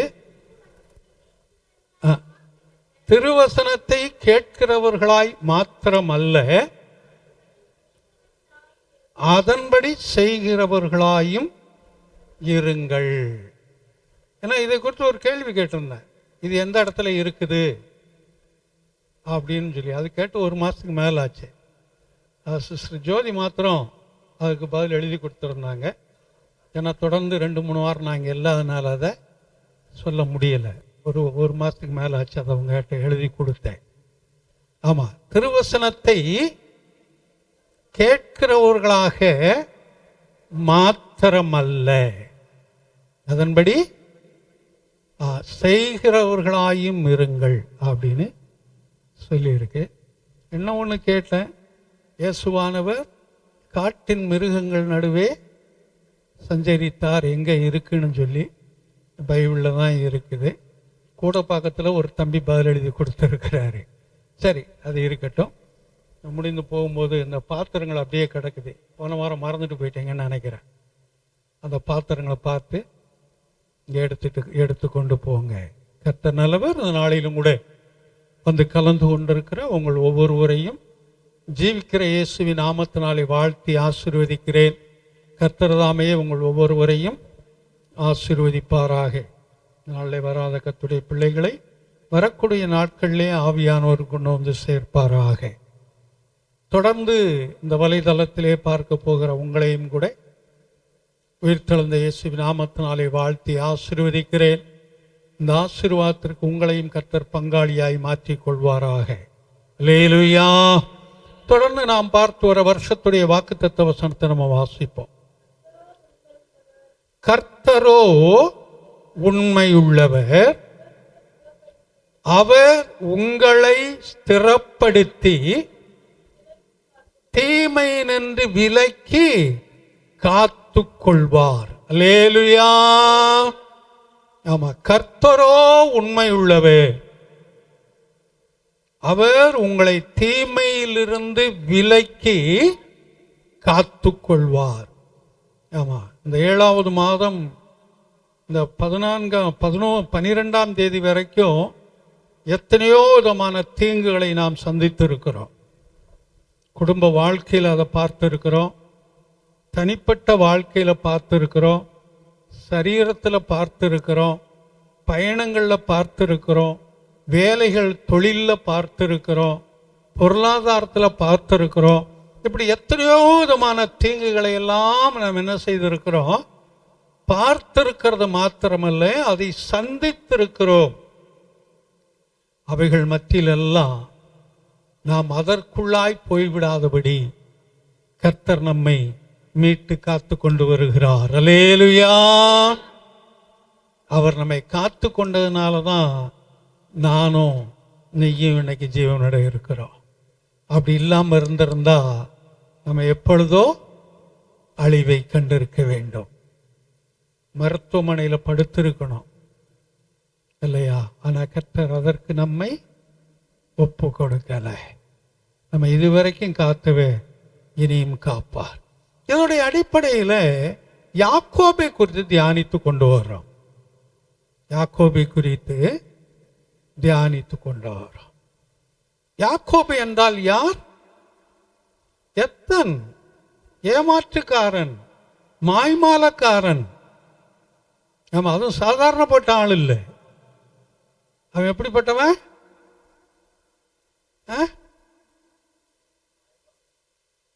அதெல்லாம் பார்த்துட்டோம். நமக்கு தெரிஞ்ச மாதிரி சொல்லலாம், அவன் பயங்கரமான கிரிமினல் அப்படி சொன்னா தான் சில நேரம் நமக்கு தெரியும் இல்லையா? ஏன்னு சொன்னா, அவன் பிறக்கும் போதே தன்னுடைய சகோதரனுடைய குதிங்காலை பிடித்து கொண்டு சகோதரனோடு வெளியே வந்தவன். இரண்டாவதாக, தன்னுடைய சகோதரனை அவன் என்ன செய்தான்? வஞ்சித்தான், ஏமாற்றினான். மூன்றாவதாக, தன்னுடைய தகப்பனாரை அவன் ஏமாற்றினான், வஞ்சித்தான். ஆமா, இது அவனுடைய சுபாவம். இந்த சுபாவம் இங்கோடு நிற்கல, அவன் எங்கு ஓடுகிறானோ அங்கேயும் தொடருது. நீங்க வேணா அதை வேதத்தில் எடுத்து பாருங்க. ரெண்டாவது, இவனுடைய வாழ்க்கையில் இவனுடைய இன்னும் ஒரு சுபாவம் என்னன்னா, ஓடக்கூடியது. எல்லா நிலைமையிலே அவன் ஓடிக்கொண்டே இருக்கிறான். ஆனால்தான் அவனுடைய ஓட்டத்திற்கு ஒரு முற்றுப்புள்ளி வைக்கும்படியாய் தேவன் அவனுடைய தொடை சந்தை தொட்டார். அதற்கு பின்பு அவன் கிந்தி கிந்தி நடந்தான். அதாவது தாங்கி தாங்கி நொண்டி நொண்டி நடந்தான். ஏன் அப்படி செய்தார்? காலில் பலன் இருக்கிறதுனால தானே என்னை விட்டு ஓடிக்கொண்டே இருக்கிற. அதனால ஓடக்கூடியதுல நான் கை வச்சிட்டேன்னா இனி நீ என்ன செய்ய முடியாது? ஓட முடியாது, என்னோடே இருப்பாய் என்று சொல்லிதான் அந்த காரியத்தை செய்கிறார். கர்த்தரை விட்டு எது முக்கியம் என்று நாம் ஓடிக்கொண்டு இருக்கிறோமோ ஓடும் வரைக்கும் ஓட விடுவார். குறிப்பிட்ட நாள் வரும்போது அதிலே கை வைப்பார். எதற்காக? நாம் அழிய வேண்டும் என்பதற்காக அல்ல, நாம் எப்பொழுதும் அவரோடு இருக்க வேண்டும் என்பதற்காகவே. அல்லேலூயா! இப்படிப்பட்ட ஒரு மனிதனையும் கர்த்தர் காப்பாற்றினார். கர்த்தர் காப்பாற்றினார். ஏனென்றால் அவர் இரக்கமுள்ளவர். இந்த யோனா, அந்த புதன்கிழமை ஜபத்தில் யோனாவை குறித்து நான் இங்கே பேசிக்கொண்டு வரேன். வர்றது ஐயப்ப சொல்லி மட்டும்தான். சில நேரம் பாவு வருவார், சில நேரம் வேறு ஒரு சகோதரி வந்து உட்காருவாங்க, ஒன்னாத்தூரில் இருக்கிறவங்க. மற்ற நேரம் சில நேரம் சகோதரி மலையம்மாள் வருவாங்க. யார் வந்தாலும் வரவிட்டாலும் தொடர்ந்து பார்க்கக்கூடிய காரியங்களை பார்த்து வர்றேன். யோனா தேவன் போச்சொன்ன இடம் எது? நினிவே. அவன் போன இடம் எது? தர்ஷீஸ். அவன் தர்ஷீஸுக்கு போன காரணம் என்ன? அவன் மனநிலைமை அது வேற. ஆனா ஒன்று அவன் சொல்லும்போது என்ன சொல்றான்? நீங்க இந்த நினிவேவை அழிக்க மாட்டீங்க, இது எனக்கு தெரியும். தேவனை பார்த்து அவன் சொல்றான், நினிவேயை அழிக்க போறேன், நீ போய் அங்க பிரசங்கம் பண்ணுங்கிறார். அது எவ்வளவு நாள் நடக்கக்கூடியதான விஸ்தாரம் உள்ள பட்டணம்? 3 நாள் பிரயாண தூரத்தில் இருக்கக்கூடியதான விஸ்தாரமான பட்டினம். ஒரு நாள் என்பது, ஒரு நாள் பிரயாணம் எத்தனை மைல்? சரி, மைல்லாம் நமக்கு தெரியாது, கிலோமீட்டர் சொல்லுங்க. எத்தனை கிலோமீட்டர்? எத்தனை கிலோமீட்டர்? ஒரு மைலுங்கிறது 1.5 கிலோமீட்டர். 30 கிலோமீட்டர். 3 நாள் பயணத்தூரம் என்றால் 90 கிலோமீட்டர் சுற்றளவு உள்ள ஒரு பட்டணம். அப்போ ஒரு சின்ன ஒரு பட்டணம். அவன் போய் பிரசங்கம் பண்ண சொல்றாரு, இன்னும் 3 நாள்ல இந்த நினிவே கவிழ்க்கப்பட்டு போகும். கவிழ்க்கப்படுறதுன்னா என்ன? ஒன்றுமே இல்லாமல் போறது. ஒரு பாத்திரத்தை எடுத்தால் இருக்கிற பொருட்களை கவுத்துவோம் என்றால் முழுவதும் போடும், இல்லாமல் போயிடும் என்று பிரசங்கம் பண்ண சொல்றாரு. இதுக்காகத்தான் அவன் போறான். இதுக்கு பயந்து கொண்டு வேறு இடத்துக்கு ஓடுகிறான், தர்ஷீஸுக்கு. திரும்ப கர்த்தர் அவனை அங்கே அனுப்புகிறார். அவனை கொண்டு போய் அங்கே இறக்கி விடுறாரு. அதுக்கப்புறம் போய் பிரசங்கம் பண்றான். இந்த பிரசங்கத்தை கேட்டு அங்க இருந்த ஜனங்கள் எல்லாம் ஒரு மனமாற்றத்திற்குள்ளாய் கடந்து வர்றாங்க. குழந்தையிலிருந்து பெரியவர்கள் வரைக்கும், மிருக ஜீவன்கள் வரைக்கும் அவங்களுக்கு ஒரு பயம் ஏற்படுகிறது. அவர்கள் உபவாசித்து ஜெபித்து கர்த்தரை நோக்கி பார்க்கக்கூடியவர்களாய் இருக்கிறார்கள். கர்த்தர் அவர்களை அழிக்காதபடி அவர்களுக்கு இரக்கம் பாராட்டினார். அல்லேலூயா. இது யோனாவுக்கு ரொம்ப சந்தோஷமாயி போச்சு. ஜனங்களை என்ன செய்யல, அழிக்கல அப்படின்னு சொல்லி. அப்படித்தானே? ரொம்ப மனவேதனை. எதுக்கு மனவேதனை? அழிக்கிறேன்னு சொன்னங்களை அழிக்கலையே. ரொம்ப மனவேதனை, துக்கத்துக்குள்ள கடந்து போறான். சொல்லிட்டு சொல்றான், இதுக்கு தாயா இந்த ஊருக்கு வராம நானு தரிசீசுக்கு ஓடுனேன். நீர் இரக்கமானவர், மனதுருக்கமானவர். அதனால இந்த ஜனங்களை அழிக்க மாட்டீங்கன்னு எனக்கு தெரியும். முன்னாடியே சொல்லுவீங்க, செய்ய மாட்டீங்க. இதுக்காகத்தான் நான் ஓடுனேங்கிறான். அப்போ அவன் மனநிலைமை பாருங்க எப்படின்னு சொல்லி. ஜனங்களை அழிக்காததை குறித்து அவனுக்கு அவ்வளவு வேதனை. அதுக்கப்புறம் தான் அவனுக்கு ஒரு பாடத்தை புகட்டுறதுக்கு ஒரு ஆமணக்கு செடியை உருவாக்கினார். ஒரே நாளில் உருவாக்கினாலும் ஒரே நாளில் அதை பட்டு போக வைத்தார். இதை குறித்து அவனுக்கு ரொம்ப துக்கம். எனக்கு எவ்வளோ நிழல் கொடுத்துக்கிட்டு இருந்துச்சு, எவ்வளோ வசதியாக உட்காந்துக்கிட்டு இருந்தேன். இதை கம்பளி பூச்சி அரிச்சிருச்சே, நான் இப்போ எவ்வளோ கஷ்டப்படுறேன். தேவனை பார்த்து கேட்குறான் யோனா. அவர் கேட்குறாரு, யோனா இந்த செடி வளர்றதுக்கு நீ என்ன செஞ்ச? ஒன்றும் செய்யலை. அது காஞ்சு போகிறதுக்கு என்ன செஞ்ச? ஒன்றும் செய்யலை. அப்போ இந்த செடியே குறித்ததான எந்த ஒரு பாரமும் உனக்கு இல்லை. இது விதை போட்டதோ வளர வைத்ததோ தண்ணி ஊற்றுனதோ எதுவுமே உன்னுடைய வேலை இல்லை. நீ கஷ்டப்படாத, நீ பாரப்படாத, ஒரு மரத்திற்காக இந்த செடிக்காக இவ்வளவு கஷ்டப்பட்டேன்னு சொன்னா, நான் உருவாக்கின வலது கைக்கும் இடது கைக்கும் வித்தியாசம் தெரியாத இந்த ஜனங்களுக்காக நான் பரிதபிக்காமல் இருப்பேனோன்னு ஒரு கேள்வியை கேட்கிறாரு. லேலுயா. நம்ம இதுவரைக்கும் அழிந்து போகாம இருக்கிறதுக்கு காரணம் அதுதாங்க. வலது கைக்கும் இடது கைக்கு வித்தியாசம் தெரியாம இருக்கக்கூடிய நம்மை பார்த்துதான் அந்த காரியத்தை சொல்லுகிறார். இந்த ஜனங்களுக்காக பரிதபியாமல் இருப்பேனோ? உன்னையும் என்னையும் பார்த்து அவர் பரிதபிக்கிறதுனாலதான், நம்மேல் பரிதாபப்படக்கூடியதுனாலதான் இதுவரைக்கும் நம்ம ஜீவனோட இருக்கிறோம். லேலுயா. அப்படித்தான் அந்த யாக்கோபுக்கு அவர் உதவியாய் இருந்தார். யாக்கோபை அவர் காத்து கொண்டு வந்தார். இதை குறித்து நம்ம தொடர்ந்து பார்த்து கொண்டு வந்தோம். கடைசியா என்ன பார்த்து முடித்தோம் ஞாபகம் இருக்குதா? 3 வாரத்துக்கு முன்னாடி பார்த்தோம். ஏற்றால 1 மாசம் ஆச்சு. இப்ப கேட்டா எப்படி இது? இவ்வளவு சோதனைக்குள்ளெல்லாம் எங்களை கொண்டு போகக்கூடாது. அந்த சோதனை வேதனையா மாறிடும். சரி, 16வது வசனத்தை வாசிங்க. 31:16 ஆதியாகமத்தில். ஆகையால் தேவன் எங்கள் தகப்பனிடத்தில் இருந்து எடுத்த ஐஸ்வர்யம் எல்லாம் நமக்கும் நம்முடைய பிள்ளைகளுக்கும் உரியது. வாசிங்க. இப்படி இருக்க தேவன் உமக்கு சொன்னபடியெல்லாம் செய்யும் என்றார்கள். யார் சொல்றது? இத மனைவி சொல்றாங்க. 2 மனைவிகளும். அன்றைக்கு 2 மனைவி இல்லை, 1000 மனைவி வைத்துக் கொள்ளக்கூடிய காலம் அது பழைய ஏற்பாட்டில். இன்றைக்கு அப்படி இல்லை, ஒருவனுக்கு ஒருத்தி. அதுதான் நேதி என்று இருக்கிறது. அது உலக சட்டமும் ஒருவனுக்கு ஒருத்தி தான்.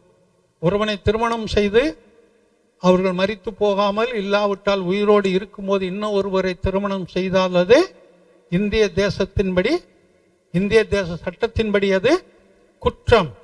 அவங்க மறைவாக கட்டிக்கிறாங்களோ அதெல்லாம் வேறு. அதாவது அந்த சட்டத்தின்படி அவர்கள் இன்னும் ஒருவரை திருமணம் செய்ய முடியாது. அப்படி செய்தால் அது குற்றம். ஏன்னா அது வேதம் நமக்கு ஏற்கனவே போதிக்கிறது, ஒருவனுக்கு ஒருத்தி என்று. அதனால்தான் அப்படிப்பட்ட சட்டங்களையும் கொண்டு வந்தாங்க. அதையெல்லாம் மாற்றுறதுக்கு இன்னைக்கு எவ்வளவோ சட்டங்களை மாற்றி மாற்றி இன்னைக்கு கொண்டு வந்து கொண்டிருக்கிறார்கள். ஆமா, யார் யாரோட வேணாலும் போகலாம், அது குற்றம் இல்லை. எந்த ஆண் எந்த பெண் யாரோட வேணாலும் போகலாம், 18 வயசுக்கு மேல, அது குற்றம் இல்லை. பணத்துக்காக யார் யாரோட வேணாலும் போகலாம், அது ஆணோ பெண்ணோ, இதுவும் குற்றம் இல்லை என்று கோர்ட்டு தீர்ப்பு சொல்லி இருக்குது. நான் வாயில சொல்லல, சுப்ரீம் கோர்ட்டுடைய தீர்ப்பு இதெல்லாம். அப்ப இன்னைக்கு மனநிலைமை என்னவா மாறும்னு சொல்லி கொஞ்சம் யோசித்து பாருங்க. சமயத்தில் இதில் இந்த ஃபேஸ்புக்கில் எதிரொன்று வாசிக்கும் போது இன்னும் ஒரு 10-15 வருடங்கள், அதிகபட்சம் 20 வருடத்தில் திருமணம் ஆகாத பெண்கள் 50% இருப்பாங்க அப்படின்னு ஒரு ஸ்டேட்மெண்ட் கொடுத்துருக்குறாங்க. திருமணம் ஆகாத பெண்கள் 50% இருப்பார்கள். அதுக்கு காரணம் என்னவா? திருமணத்தை அவர்கள் விரும்பவில்லை. திருமணத்தை விரும்பவில்லை. ஏன் திருமணத்தை விரும்பல அப்படின்னு சொன்னா அதுக்கு ஒரு பதில் இருக்குது. திருமணம் ஆணோ பெண்ணோ திருமணம் செய்தால் என்ன நிலைமை? இது நீங்க தெரிஞ்சுக்கணுங்கிறதுனால சொல்றேன், வேற ஒண்ணும் இல்லை. அது என்ன தெரியாதா? ஆணோ பெண்ணோ திருமணம் செஞ்சவங்க நிலைமை என்ன? ஒருத்தரும் சொல்ல மாட்டேங்க, யாருக்குமே தெரியாத என்னன்னு.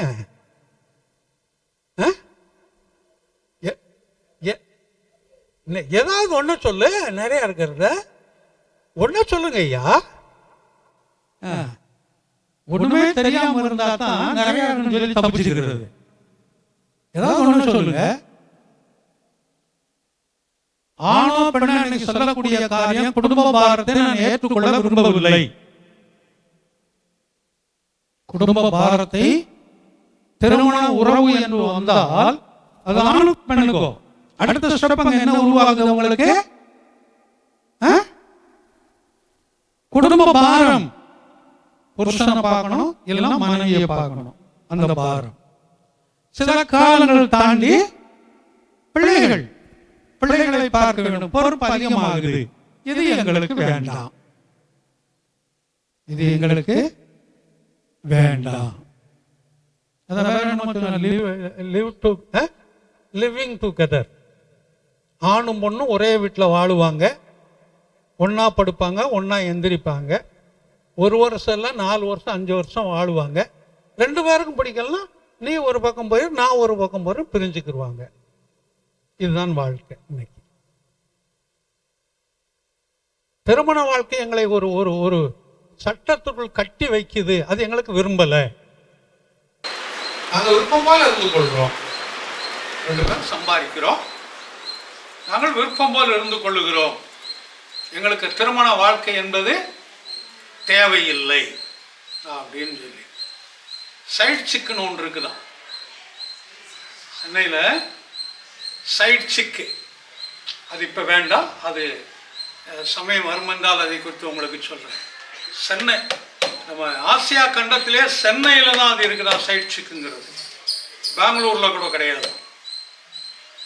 கிரில் சிக்கன் தெரியும், தவாய் சிக்கன் தெரியும், அதானே சைட் சிக்கு. அது இப்போ வேண்டாம்.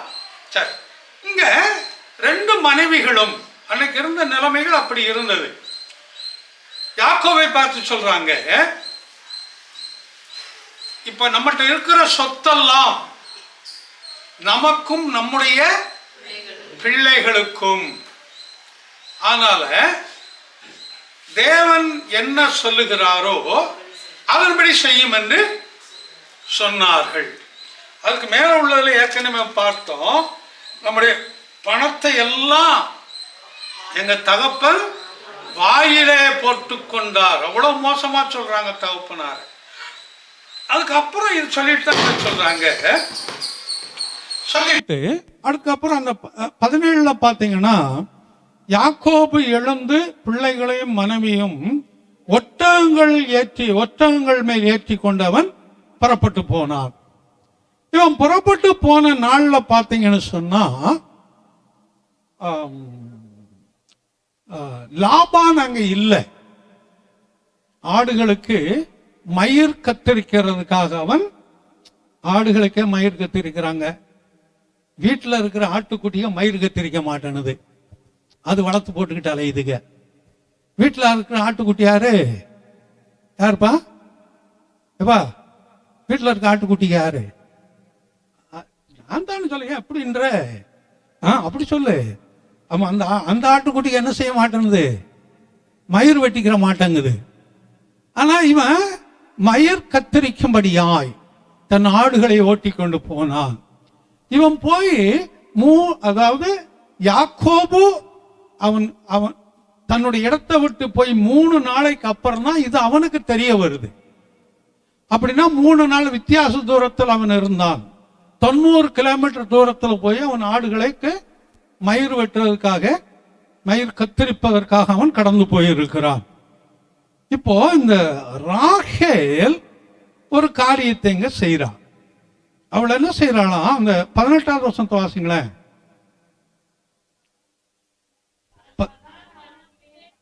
19 வாசிங்க. லாபா தன் ஆடுகளை மயிர் கத்திரிக்க போயிருந்தான். அந்த சமயத்தில், எந்த சமயத்துல? தகப்பன் வீட்டில் இல்லாத சமயம். அதுதான் அவ சமயம் எதிர்பார்த்துக்கிட்டு இருந்தாளா என்னன்னு தெரியாது. தகப்பன் வீட்டுல இல்லை. இப்போ இந்த தவறு செய்யறவங்களை பார்த்தீங்கன்னா திடீர்னு செஞ்சிட மாட்டாங்க. எந்த தவறுங்கிறதெல்லாம் நான் சொல்ல வரல, ஏதோ ஒரு தவறு. இங்க இருக்கிற அந்த பொருளை எனக்கு தெரியாமல் ஒருவர் எடுப்பார் என்றால் அதுவும் தவறு தான் இல்லையா? ஆமா. அப்ப எந்த தவறுங்கிறதெல்லாம் நான் சொல்ல வரல. அப்ப அந்த தவறு செய்கிறவர்கள் எப்படி செய்வாங்க? சமயத்தை எதிர்பார்த்துக்கிட்டு இருப்பாங்க. முதல்ல எந்த நேரம் சரியான நேரம், எந்த நேரம் செய்தால் யாருக்கும் தெரியாது, எந்த நேரம் கொஞ்சம் அப்படி திரும்புறாங்க, இதை தூக்கி பாக்கெட்ல போடுற. ஆமா, அந்த சின்ன பிள்ளைங்க சிலர் செய்வாங்க. நம்மளை உட்கார்ந்துக்கிட்டு இருக்கும் போதே அவங்க கை அங்க போகும், அவங்க எங்கேயோ பார்த்துக்கிட்டாங்க கை போகும். நான் சொல்லுவேன், என்ன நாங்க பார்க்கல நினைச்சு உன் கை அங்க போகுதா? உன் கண்ணு தான் அங்க இருக்கு, கை இங்க போகுதே, கையெடுன்னு சொல்லி. நம்ம பிள்ளைகள் அப்படி இருக்காங்க இங்க. அதாவது சின்ன பிள்ளைகள்ல இருந்தவங்க ஒரு வீட்டுக்கு போனா ஒரு பொருள் இருந்து அதை எடுத்து பாக்கெட்ல போட்டுக்கிடுவாங்க. இங்க இருக்கிற சின்ன பிள்ளைங்க தான் இருக்கிறாங்க அப்படி. இப்ப வாலிபத்தில் மாட்டாங்க, இப்ப அப்படி இல்லை. இப்ப இங்க நமக்குள்ள இருக்கிற பிள்ளைங்க தான். ஆமா, அவங்க ஒரு போடுவாங்க, பக்கத்துல இருக்கிறவங்க அதையும் எடுக்கிறாங்க வை. அது பிள்ளைகளுக்கு ஏன்னு தெரியாது, எதுக்குன்னு தெரியாது. அதை பார்த்தா ஒரு ஆசை, அவ்வளவுதான். அதை திருடணுங்கிற எண்ணம் கிடையாது உங்களுக்கு. அது எடுக்கணும், அதை பார்த்தோன்னே ஏதோ ஒண்ணு தூக்கி பாக்கெட்ல வச்சுக்கிறாங்க. இதே போலதான் வீட்டுல பணங்களும். அப்ப வீட்டுல பணங்களை பத்திரமா வைப்பது யாருடைய கரத்துல இருக்குது? பெற்றோருடைய கரத்துல இருக்குது. பிள்ளைகள் கண்பட அங்க வச்சோம்னா பிள்ளைகளுக்கு அது ஒரு ஒரு ஒரு இச்சையை, ஒரு டெம்டேஷன், ஒரு ஆசையை உருவாக்கி விடும். அதுக்கப்புறம் அதை தூக்கி பாக்கெட்ல வச்சுட்டு தான் போவாங்க. அதுக்கப்புறம் அவங்கள திட்டியோ அடிச்சோ பிரயோஜனம் கிடையாது. யார் அடிக்கணும்? நாமே அடிச்சுக்கிறணும். நம்ம தான் அதுல ஒழுங்காகி இருக்கணும். அப்படி இருப்போம் என்றால் அதுல அந்த சம்பவம் நடக்காது. அப்ப இங்க வரும்போது அவன் இல்லாத சமயத்தில், தொடர்ந்து வாசிங்க. ராகேல் தன் தகப்பனுடைய சுரூபங்களை திருடிக் கொண்டாள். அது தகப்பன் வணங்கக்கூடிய அந்த சிலைகள், அந்த தெய்வங்கள். ஏன்னா பழைய ஏற்பாட்டில் ஒவ்வொன்றுக்கும் ஒரு தெய்வங்கள் இருந்தது. இதை ஏற்கனவே நான் பல முறை சொல்லிட்டேங்க, நான் அதுக்குள்ள கடந்து வரல. அதுக்கு அடுத்த வசனத்தை வாசிங்க. யாக்கோபு தான் ஓடி போகிறதை சீரியனாகிய லாபானுக்கு அறிவியாமல் திருட்டளவாய் போய்விட்டான். மனைவிக்கு அவனுக்கு என்ன வித்தியாசம் இருக்குது? பெரிய ஒரு வித்தியாசம் இல்லை. ஏன்னா மனைவி தகப்பனார் சொர்பங்களை திருடிக்கொண்டா, இவன் சொல்லாம கொள்ளாம ஓடுறான். சொல்லாம கொள்ளாம ஓடுறதுக்கு என்ன பெயர் போட்டிருக்குது? திருட்டளவு. ஆமா, அது சொல்லாம கொள்ளாம எங்க ஓடினாலும் சரி, எப்போ ஓடினாலும் சரி, அதுக்கு பேரு திருட்டளவு தான். சொல்லாம கொள்ளாம திருடுதான் இல்லையா? இங்க வரும்போது அவன் திருட்டளவாய் ஓடி போனான். இப்ப அடுத்த வசனத்தை வாசிங்க.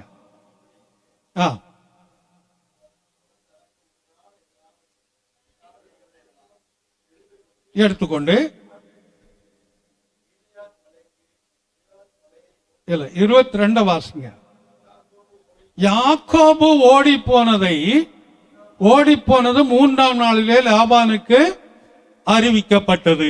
3ஆவது நாள் தான் அவனுக்கு தெரிய வருது. அப்ப இங்க இன்னைக்கு மாதிரி அன்னைக்கு செல்போன் கிடையாது, டெலிபோனே கிடையாது. சொல்லி அனுப்பணும்னு சொன்னா அந்த புறாக்காலில் கட்டி அனுப்புவாங்க. எல்லாம் ராஜாளின்னு ஒன்று இருந்தது, அவர் கழுகு இனத்தை சேர்ந்தது, அது கால்களில் கட்டி அனுப்புவாங்க. இல்லைன்னா வேகமாய் ஓடக்கூடிய குதிரைகள், அதாவது அன்னைக்கு கொரியர் இருந்துச்சு, துரித அஞ்சல். துரித அஞ்சல் என்னாலும் வேகமா போய் இந்த கிடைக்கக்கூடிய ஒரு தபால். அன்னைக்கு துரித அஞ்சல் இருந்துச்சு, கொரியர்லாம், அதுல அனுப்பி விட்டார்கள். மற்றபடி இப்ப இதுக்கெல்லாம் அப்படி அனுப்புறதுக்கு வாய்ப்புகள் இல்லை.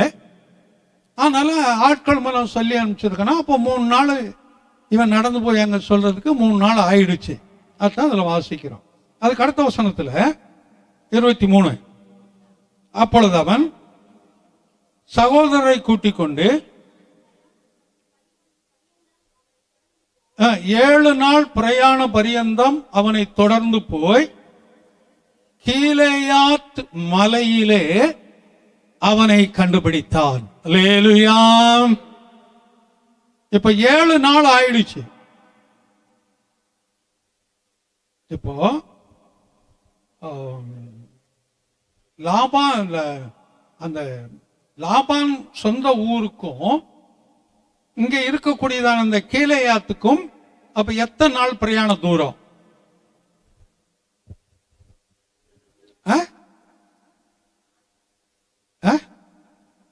எத்தனை நாள் பிரயாண தூரம்? 7 நாள் பிரயாணம். இதுல போட்டிருக்குல்ல, அது எனக்கும் தெரியுது போட்டிருக்கிறது. நான் என்ன கேட்டேன் என்பதுதான், லாபானுடைய ஊரில் இருந்து கீலேயாத்துக்கு எத்தனை நாள் பிரயாண தூரம்? 10 நாளா? அந்த 3 நாள், இங்க 4 நாள், 7 நாள். அப்ப அவன் இருந்த இடத்துல இருந்து 3 நாள் பிரயாண தூரத்தில் இருக்கிறான். மிச்சம் இப்ப 7 நாள்ல வந்து சந்திக்கிறாருன்னா மிச்சம் எவ்வளவு நாள்? அப்போ 4 நாள். அதுக்கு கால்குலேட்டர் எடுக்கணுமா? இன்னைக்கு அப்படித்தான் ஆயிடுச்சு. அது கால்குலேட்டர் போட்டாதான் தெரியும், இல்லைன்னா தெரியாது. 4 நாள் பிரயாண தூரத்துல கீலேயாத்துங்கிற, கீலேயாத் என்றால் பலமுள்ள இடம் என்ற அர்த்தம். கீலேயாத் என்பதற்கு பலமுள்ள இடம் என்ற அர்த்தம். இப்போ ஒரு பலமான இடத்திற்குள்ளாய் யார் இருக்கிறது? யாக்கோபு இருக்கிறான். முதல் யாக்கோபு அங்க வந்துட்டான். யாக்கோபை பிடிக்கும்படியாய் லாபான் எப்படி வர்றான்? தன் சகோதரர்களை கூப்பிட்டு கொண்டு வர்றான். இந்த மாதிரி ஓடிட்டான்பா, வாங்க அவனை போய் என்னன்னு பார்க்கலாம் அப்படின்னு சொல்லி இழுத்து கொண்டு வரான். அடுத்த வசனத்தை வாசிங்க. அன்று ராத்திரியிலே, என்னைக்கு ராத்திரி? அன்று ராத்திரி. என்னைக்கு ராத்திரி? அன்னைக்கு ராத்திரி. என்னைக்கு? போய் சேர்ந்த அன்று 7வது நாள் ராத்திரியிலே. லேலுயா. ஆமா, ஏன் 7வது நாள் ராத்திரியிலே? ஏன் அன்று ராத்திரியிலே? விடிஞ்சா யாக்கோபுக்கு என்ன கதை ஆகும்னு தெரியாது. கதை கந்தல் என்ன ஆகும் என்றே தெரியாது. அதனாலதான் அதற்கு முன்னாடியே கர்த்தர் அவனுக்கு ஒரு எச்சரிக்கையை கொடுக்கிறார். அதை வாசிங்க அப்படியே. அன்று ராத்திரியிலே சீரியா தேசத்தானாகிய லாபானுக்கு சொப்பனத்திலே தோன்றி, நீ யாக்கோபோடே நன்மையே அன்றி தீமை ஒன்றும் பேசாதபடி எச்சரிக்கையாயிரு என்றார். லேலுயா. எப்பவுமே ஏற்ற நேரத்தில் ஏற்ற காரியத்தை செய்யக்கூடியவர். அநேக காரியங்கள் நம்ம நினைக்கிற நேரத்தில் நம்ம நடக்கிறது இல்லை. அது ஏன் நமக்கு புரியாது. ஆனா எப்பவோ நினைச்சிருப்போம், அது எப்பவோ நடக்கும். எப்பவோ நினைச்சங்க, நான் மறந்துட்டேன், இப்ப நடந்திருக்குது. இது எனக்கு சரியா அந்த நேரத்துக்கு நடந்திருக்குங்க. இதை மட்டும் நடக்காம இருந்திருந்தா என் வாழ்க்கை என்ன இருக்குன்னே எனக்கு தெரியாதுங்கன்னு நம்ம சொல்லக்கூடிய ஒரு நேரம் இருந்திருக்கும். தேவன் ஏற்ற நேரத்தில் காரியங்களை வாய்க்க பண்ணக்கூடியவர். இப்போ இவன் திருட்டளவாய் ஓடிட்டான்னு சொல்லி அங்க போய் சொல்றாங்கல்ல, இவன் அங்கிருந்து என்ன வேகத்துல புறப்பட்டு வந்திருப்பான், என்ன வேகத்துல புறப்பட்டிருப்பான். அவனை நான் உண்டு இல்லைன்னு பார்த்துடுறேன் சொல்லாம ஓடிட்டானே. இது ஒரு விதத்துல. இன்னொரு விதத்துல, இதுவரைக்கும் அவன் வந்ததுனால அவனுடைய தேவன் நம்மை ஆசீர்வதித்தார். இப்ப அந்த ஆசீர்வாதம் நம்ம கையை விட்டு போயிருச்சு. அவனை நான் என்ன செய்யறேன் பாரு, அவனை திரும்ப நான் இழுத்துட்டு வரேன். ஏதோ ஒரு விதத்தில் அவன் மனநிலைமை இருந்திருக்கும். இந்த வார்த்தையை கேட்ட உடனே அவனுக்கு அந்த மனநிலைமை அங்க வந்திருக்கும். அப்பவே ஏன் இந்த வார்த்தையை கர்த்தர் அவனோடு பேசி இருக்க கூடாது இல்லையா? அங்க இருந்தா இல்ல, இந்த வார்த்தையை கேள்விப்பட்ட உடனே அந்த 7 நாளைக்கு முன்னாடியே ஏன் இதை சொல்லி இருக்க கூடாது?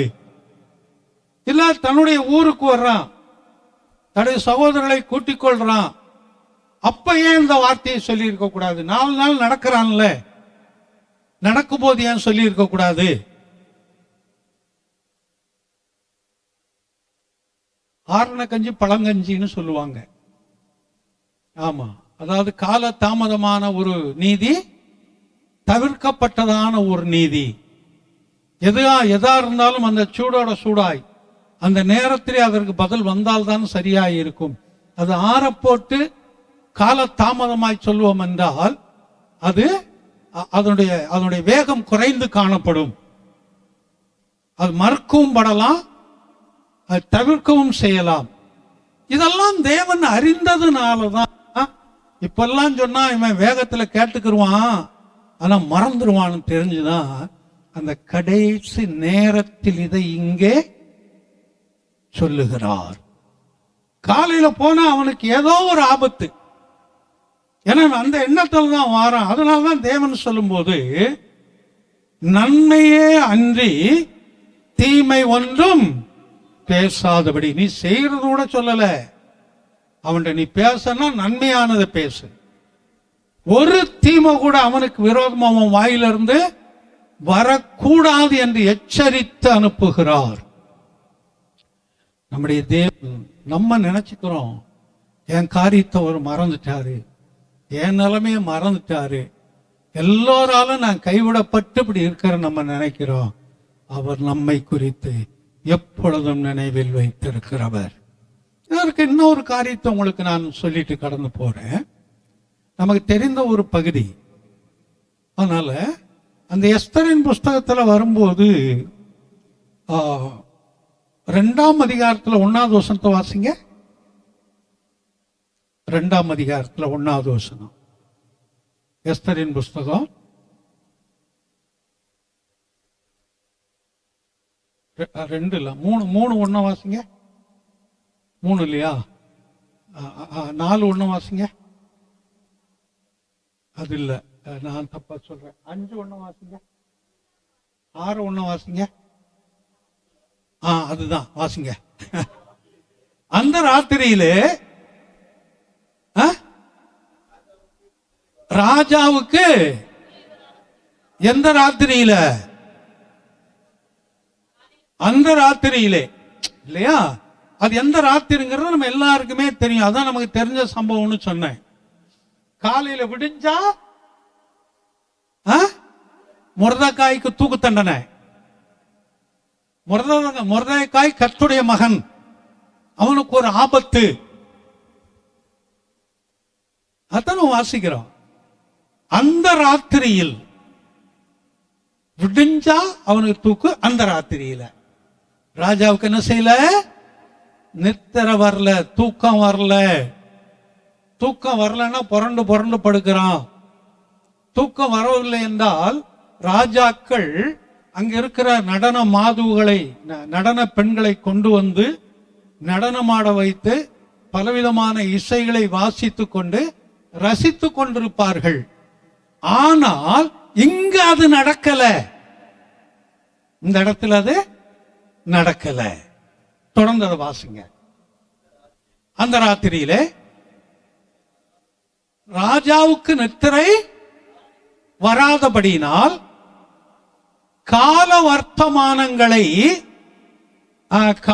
வர்த்தமானங்கள் எழுதியிருக்கிற அந்த புஸ்தகத்தை கொண்டு வர சொன்னான். கால வர்த்தமானம் என்றால் என்னன்னு தெரியுமா? காலம் என்றால் என்ன? நாட்கள். வர்த்தமானம் என்றால் எழுதி வைக்கக்கூடிய ஒன்று, வேற ஒண்ணும் கிடையாது. நாட்குறிப்பு, டைரி. இங்க டைரி எழுதுற பழக்கம் யாருக்கு இருக்குதா? இப்ப யாரும் வச்சுக்கிறது இல்ல. நீங்களும் கூட எழுதுறது இல்லையா? எப்படி நோட்ஸ் ஆகுது எடுக்கிறீங்களா கிளாஸ்ல? அது செய்யறீங்க, சரி. ஆமா, நாட்குறிப்பு. இன்னைக்கு இந்த சட்டமன்றத்தில் பார்லிமெண்ட்ல சொல்லும் போது அவை குறிப்பில் இருந்ததை நீக்க வேண்டும், அவை குறிப்பில் நீக்கும்படி போராடினார்கள், அவை குறிப்பில் இருந்து நீக்க கூடாது என்று போராடினார்கள்னா வரும். அந்த அவை குறிப்புக்கு பேரு தான் கால வர்த்தமானம். இது அன்னைக்கு இருந்ததான் இன்னைக்கு வச்சிருக்கிறாங்க. ராஜாக்கள் அன்னைக்கு நடக்கிற சம்பவங்களை எழுதி வைப்பாங்க.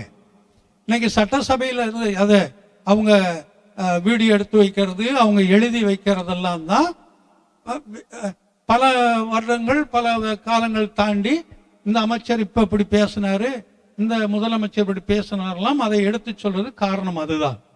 அப்ப அந்த ராத்திரியில் அதை கொண்டு வர சொல்றான். சம்பந்தமே இல்லை இது. தொடர்ந்து வாசிப்போம். அது ராஜ சமூகத்தில் வாசிக்கப்பட்டது. தொடர்ந்து வாசிங்க. அப்பொழுது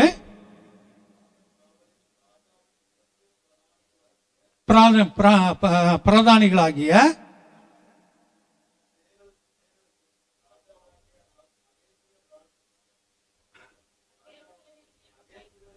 அகாசுவேரின் மேல் கை போடத்தக்க,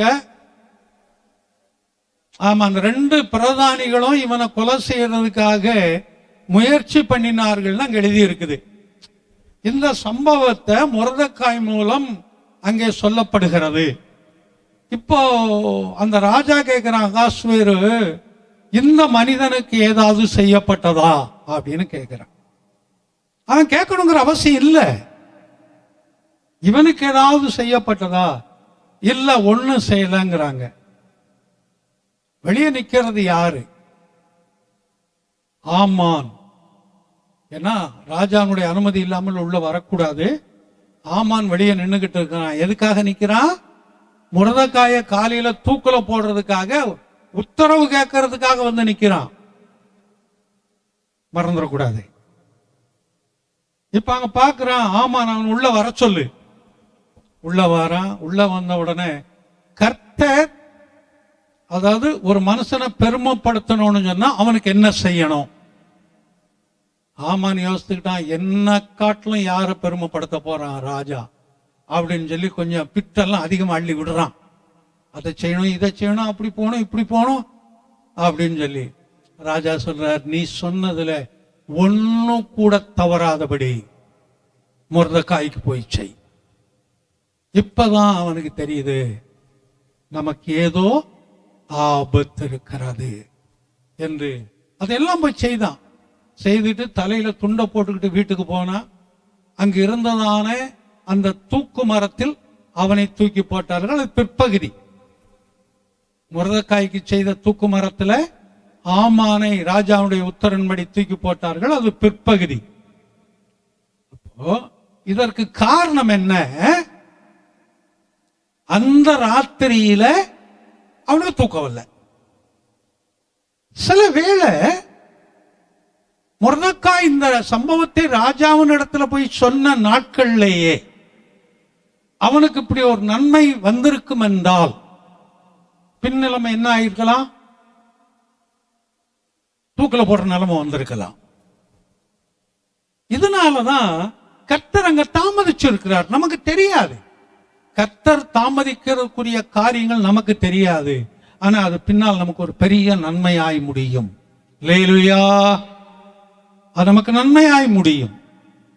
இங்க அதுதான் சில வேளை அவன் யோசித்திருக்கலாம், ராஜாவுக்கு நல்லது செய்யறவங்களுக்கெல்லாம் இது நடக்குதே, நம்ம மகங்க ராணியா இருக்கிறா, அப்படி இருந்தும் நமக்கு நடக்கலையே என்று யோசித்திருக்கலாம். யோசிக்காமலும் இருந்திருக்கலாம்.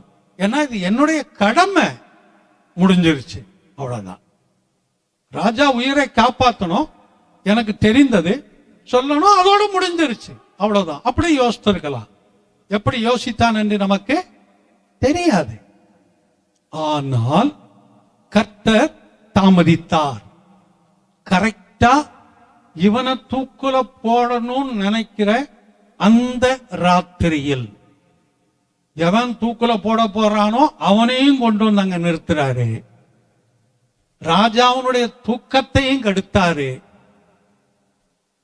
மொர்தெகாயை ஞாபகப்படுத்தும்படியான அந்த கால குறிப்பை எடுத்துட்டு வர சொன்னாரு. அவன் திருப்பின ஒண்ணு அந்த குறிப்பு தானா கிடைக்கணும்? எத்தனையோ குறிப்புகள் உண்டு, ஏன் வாசித்திருக்க கூடாது? இது யதார்த்தமாய் நடந்த சம்பவம் இல்லை. நம்ம பைபிள திருப்புறம் எத்தனையோ வசனங்கள் உண்டு. சில நேரம் பார்த்தீங்கன்னா நம்ம எதிர்பார்க்கிற வசனம் டக்குன்னு திருப்பணும்னு நம்ம கண்ணில் படும். இந்த வசனத்தை தான் சுற்றி தேடிக்கிட்டு இருந்தேன், இந்த இருக்குதே அப்படிமா நம்ம யோசித்து பாருங்க. அதே மாதிரி அவன் திருப்புனா அவன் வாசிக்கிற பகுதி இதுவா இருக்கு. மொர்தெகாயை குறித்து அவனுக்கு ஒன்றும் செய்யப்படலன்னு சொல்லி கேள்விப்பட்டு அவனுக்கு செய்ய வேண்டிய காரியத்தை செய்தார். அன்று ராத்திரியிலே தேவனுக்கு நல்லா தெரியும், உனக்கும் எனக்கும் எந்த நேரத்தில் எதை செய்தால் அது நல்லது என்று கூட இல்ல, சிறந்ததாய் இருக்கும். நல்லது என்பது வேறு, சிறந்தது என்பது வேறு. சிறந்ததாய் இருக்கும் என்பதை தேவன் அறிந்திருக்கிறார். நம்முடைய குடும்ப வாழ்க்கையா இருந்தாலும் சரி, நம்முடைய தனிப்பட்ட வாழ்க்கையா இருந்தாலும் சரி, நம்முடைய சரீரமானாலும் சரி, நம்முடைய வேலைகள் தொழிலானாலும் சரி, எதுவாய் இருந்தாலும் சரி, அந்த ஏற்ற வேலை ஒன்றை அவர் வைத்திருக்கிறார். அந்த ஏற்ற வேளையில அவர் காரியங்களை தீவிரமாய் நடப்பிப்பார். அல்லேலூயா. தீவிரமாய்னா என்ன? வேகமாய். ஏன் வேகமாய் நடப்பிக்கணும்? முடிவு வந்துருச்சு. தாமதித்தால் காரியம் கெட்டு போய்விடும். தீவிரமாய் நடப்பிப்பார். அதுதான் இங்க மொர்தெகாயினுடைய காரியத்தில் அந்த அகாஸ்வே ராஜாவுக்கு கர்த்தர் அந்த அன்று ராத்திரியிலே வெளிப்பட்டு தீவிரமாய் இந்த காரியத்தை நடப்பிக்கும்படி செய்தார். அதேதான் இங்க நடக்கிற சம்பவம். அன்று ராத்திரியிலே. ஆமா, அதுக்கு பின்னாடி விட்டாலும் ஏதோ பிரச்சனை. யாக்கோபுக்கு என்ன பிரச்சனைன்னு சொல்ல முடியாது. கொலையும் செய்யலாம், இல்ல திரும்ப ஊருக்கும் இழுத்து கொண்டு போலாம், இல்ல இவனுடைய மனைவி பிள்ளைகளையும் சொத்து சுகங்களையும் யாக்கோபை மட்டும் விட்டுட்டு அவைகள் எல்லாவற்றையும் அவன் இழுத்து கொண்டு போலாம். ஏதோ ஒரு பிரச்சனை அங்க காத்துக்கிட்டு இருக்குது. என்ன பிரச்சனை என்று தெரியாது, ஏதோ ஒன்று இருக்குது. அதனாலதான் அன்று ராத்திரியிலே தேவன் வந்து நன்மையே அன்றி தீமை ஒன்றும் பேசாதபடிக்கு எச்சரிக்கையாயிருந்து அவனுக்கு எச்சரிக்கையை கொடுத்தார். தொடர்ந்து அப்படியே நம்ம வாசிக்கும் போது அது வாசிங்க. வந்தான், போட்டிருந்தான்,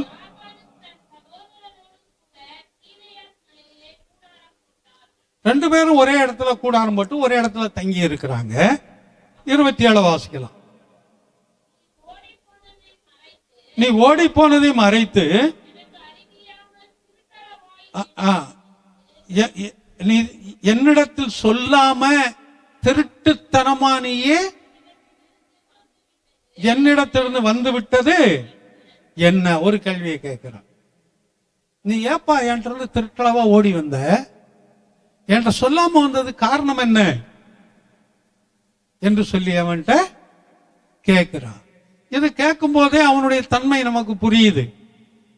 அவன் கேட்கணுங்கிற அவசியம், ஏன்னா அவன் வந்த வேகம் வேற, ஆனா இப்ப பேசக்கூடிய நிலைமை வேற. ஏன்னா தேவன் அவனுக்கு இரவுல சொப்பனத்துல எச்சரிக்கை கொடுத்தார். அதனால ஏன் இப்படி திருட்டளவா என்கிட்ட வந்த அப்படின்னு சொல்லிட்டு அதுக்கு பின்னாடி சில காரியங்களை சொல்றான் பாருங்க.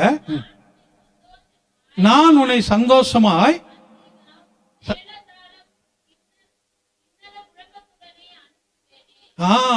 அன்னைக்கு இருந்த மேல வாத்தியான்னு வைங்களேன், இல்ல இந்த பேண்டு சத்தம், அந்த மோள சத்தம், இந்த கல்யாணத்துக்கெல்லாம் வைக்கிறாங்கல்ல, கல்யாணம் சாவு எதற்கோ வைக்கிறாங்க, ரைட், ஏதோ வைக்கிறாங்க. மேல சத்தத்தோடு சந்தோஷமாய் அனுப்பி இருப்பேனே. ஆனா அனுப்பி இருப்பானா? நான் சந்தேகம். அனுப்பி இருக்க மாட்டான். ஏன் தெரியுமா?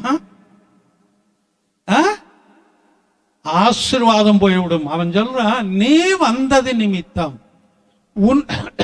உன் தேவன் நிமித்தம் என்னை கர்த்தர் ஆசீர்வதித்திருக்கிறார். அல்லேலூயா. அந்த ஆசீர்வாதத்தை அவன் இழக்க விரும்ப மாட்டான். அவன் வேற யாரும் இல்ல, தன்னுடைய சொந்த சகோதரனுடைய மகன்தான். 2வது தன்னுடைய சொந்த மகள் 2 பேரை கட்டினவன் தான். அதனால அப்படி அவ்வளவு சீக்கிரத்தை விட்டு மாட்டான். ஆனா இங்க என்ன சொல்றான், நீ மட்டும் என்கிட்ட சொல்லிட்டு வந்திருந்தீன்னா எவ்வளவு மேலதாளம் வச்சு உன்னை நான் சந்தோஷமா அனுப்பிச்சிருப்பேன் தெரியுமா? இந்த மேலதாளம் வைப்பது எதற்காக?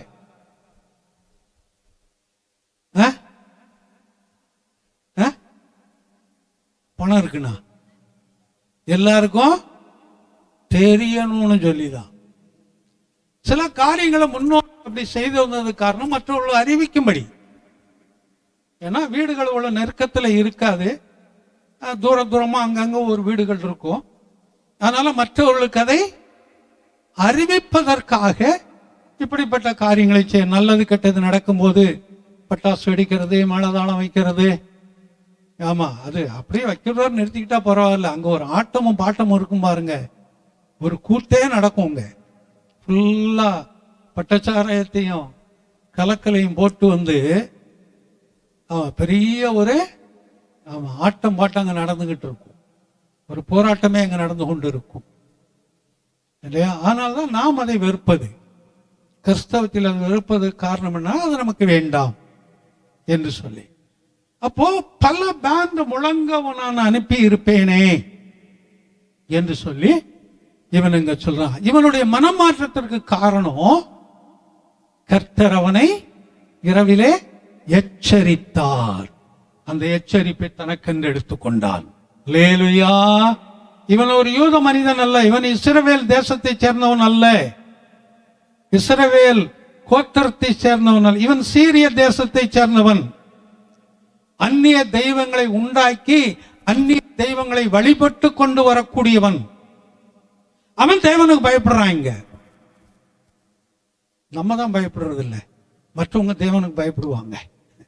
நம்ம ஏன் பயப்படுறது இல்லை தெரியுமா? அவர் அப்பா, அவர் என்ன செஞ்சிருவாரு? எங்க அப்பா என்ன செய்வாரு? அவர் எனக்கு அப்பா, ஏசப்பா எனக்கு அப்பா. அவர் என்ன செய்வாரு? நான் ஒரு பிள்ளை, என்ன ஒன்றும் செய்ய மாட்டார். அந்த அசட்டு தைரியம். அவர் பட்சிக்கிற அக்கினி என்று வேதத்தில் வாசிக்கிறான். மன்னிக்க தயவு பெருத்தவர் தான், கிருபை நிறைந்தவர் தான். இன்னும் ஒரு பக்கத்தில் அவர் யார்? பட்சிக்கிற அக்கினியாய் இருக்கிறார் என்பதை நாம் மறந்து போகக்கூடாது. நமக்கு அந்த ஒரு அசட்டு தைரியம். ஆனா இவனுக்கு அந்த பயம் இருந்தது. நான் உன்னை மேலதாளத்தோடு அனுப்பிச்சிருப்பேனப்பா, நீ ஏன் இப்படி செய்த அப்படின்னு சொல்லி சொல்றா, இந்த லாபானுடைய கரத்திலிருந்து ஒரு சொப்பனத்தை கொடுத்து யாக்கோபை கர்த்தர் காப்பாற்றினார். உன்னையும் என்னையும் யாருடைய கரத்தில், எந்த சூழ்நிலையில் எப்படி காத்து கொள்ள வேண்டும் என்று அவருக்கு நன்றாக தெரியும். அதிலிருந்து உன்னையும் என்னையும் நிச்சயமா என்ன செய்வார்? காப்பாற்றுவார். அந்த வாக்குத்தத்த வசனத்தை வாசிங்க. எல்லா தீமையிலிருந்து விலக்கி காத்து கொள்வார். எல்லா தீமையிலிருந்து விலக்கி, வாசிங்க அதை. கர்த்தரோ உண்மையுள்ளவர், அவர் உங்களை ஸ்திரப்படுத்தி தீமையிலிருந்து விலக்கி காத்து கொள்வார். யாக்கோபுக்கு இந்த இடத்துல மாமனாரால் வர இருந்த அந்த தீமையிலிருந்து விலக்கி அவனை காத்து கொண்டார். உன்னையும் என்னையும், உனக்கும் எனக்கும், அது சரீரத்தில் வந்தாலும், மனதில் வந்தாலும், குடும்பத்தில் வந்தாலும், வேலைகளில், தொழிலில் வந்தாலும், பயணங்களில் வந்தாலும், படிப்பில் வந்தாலும், எல்லா தீமைகளிலும் இருந்து விலக்கி நம்மை காத்து கொள்ளவர் போதுமானவர். வாக்கு கொடுத்தவர் நிச்சயமாய் நிறைவேற்றுவார். அதை விசுவாசிப்போம். அப்படியே கண்களை மூடுவோம். அப்படியே கண்களை மூடுவோம். இந்த நாளில் கேட்ட வார்த்தைகளை கர்த்தர் தொடர்ந்து நமக்கு ஆசீர்வதித்து கொடுக்கும்படி, யாக்கோபை லாபானுடைய கைகளுக்கு காத்து கொண்டார். ஆமானுடைய கைக்கு மொர்தெக்காயை காத்து கொண்டார். உன்னையும் என்னையும் காத்து கொள்ள போதுமானவர். நிச்சயமா காத்து கொள்வார். அந்த விசுவாசத்தோடு கூட எல்லா வாய்களை திறந்து கர்த்தரை ஸ்தோத்தரிப்போம். கடைசியாக ஜெபிக்காத ஒருவர் சத்தத்தை உயர்த்தி ஜெபிக்கும்படி அன்போடு கேட்டுக்கொள்கிறேன். துதிக்கிறோம், ஸ்தோத்திரிக்கிறோம்ப்பா. நாங்கள் யாரும் நல்லா தகப்பனே துதிக்கிறோம், ஸ்தோத்திரமாப்பா. யாக்கோபு தகப்பனே எல்லா தீமைக்கு தகப்பனே விலைக்கு காத்து கொண்டீர். அது போல தகப்பனே அதே தேவனை ஆராதிக்கிறோம் தகப்பனே. அப்பா எங்களையும் எல்லா தீமைக்கும் விலைக்கு காப்பேன் என்று தகப்பனே எங்கள் வாக்குத்தத்தம் பண்ணியிருக்கிறேன். நாங்கள் பெற்றுக்கொள்ள எங்களுக்கு உதவி செய்யும். மீது நேரத்தையும் காலத்தையும் கடங்களை ஒப்புடுக்கிறோம். நீரை பொறுப்படுத்தி பாதுகாத்து நடத்த நீர் ஆளுக்கு செய்யும். துதிக்கான மகிமானத்தை ஒருவருக்கே செலுத்துகிறோம். இயேசு கிறிஸ்துவின் நாமத்தில் வேண்டிய ஜீவன் நல்ல பிதாவே, ஆமென். எல்லாம் சேர்ந்து சொல்லுவோம். என் ஆத்துமாவே கர்த்தரை ஸ்தோத்தரி, என் முழு உள்ளமே பரிசுத்த நாமத்தை ஸ்தோத்தரி. என் ஆத்துமாவே கர்த்தரை ஸ்தோத்தரி, அவர் செய்த சகல உபகாரங்களையும் மறவாதே. ஆமென். நம்முடைய கர்த்தராகிய இயேசு கிறிஸ்துவின் கிருபையும் பிதாவாகிய தேவனுடைய அன்பும் பரிசுத்த ஆவியானவருடைய ஆலோசனை வழிநடத்துகிற சமாதானம் நம் அனைவரோடும் கூட, வேலைகள், தொழில்கள், பயணங்கள், படிப்போடு கூட, வர தடைப்பட்டவர்களோடு கூட இன்னும் என்று சதா காலங்கள் நிலைத்திருப்பதாக. ஆமென். அல்லேலூயா, அல்லேலூயா. எல்லாருக்கும் ஸ்தோத்திரம். கர்த்தர் தாமே உங்களை ஆசீர்வதிப்பாராக.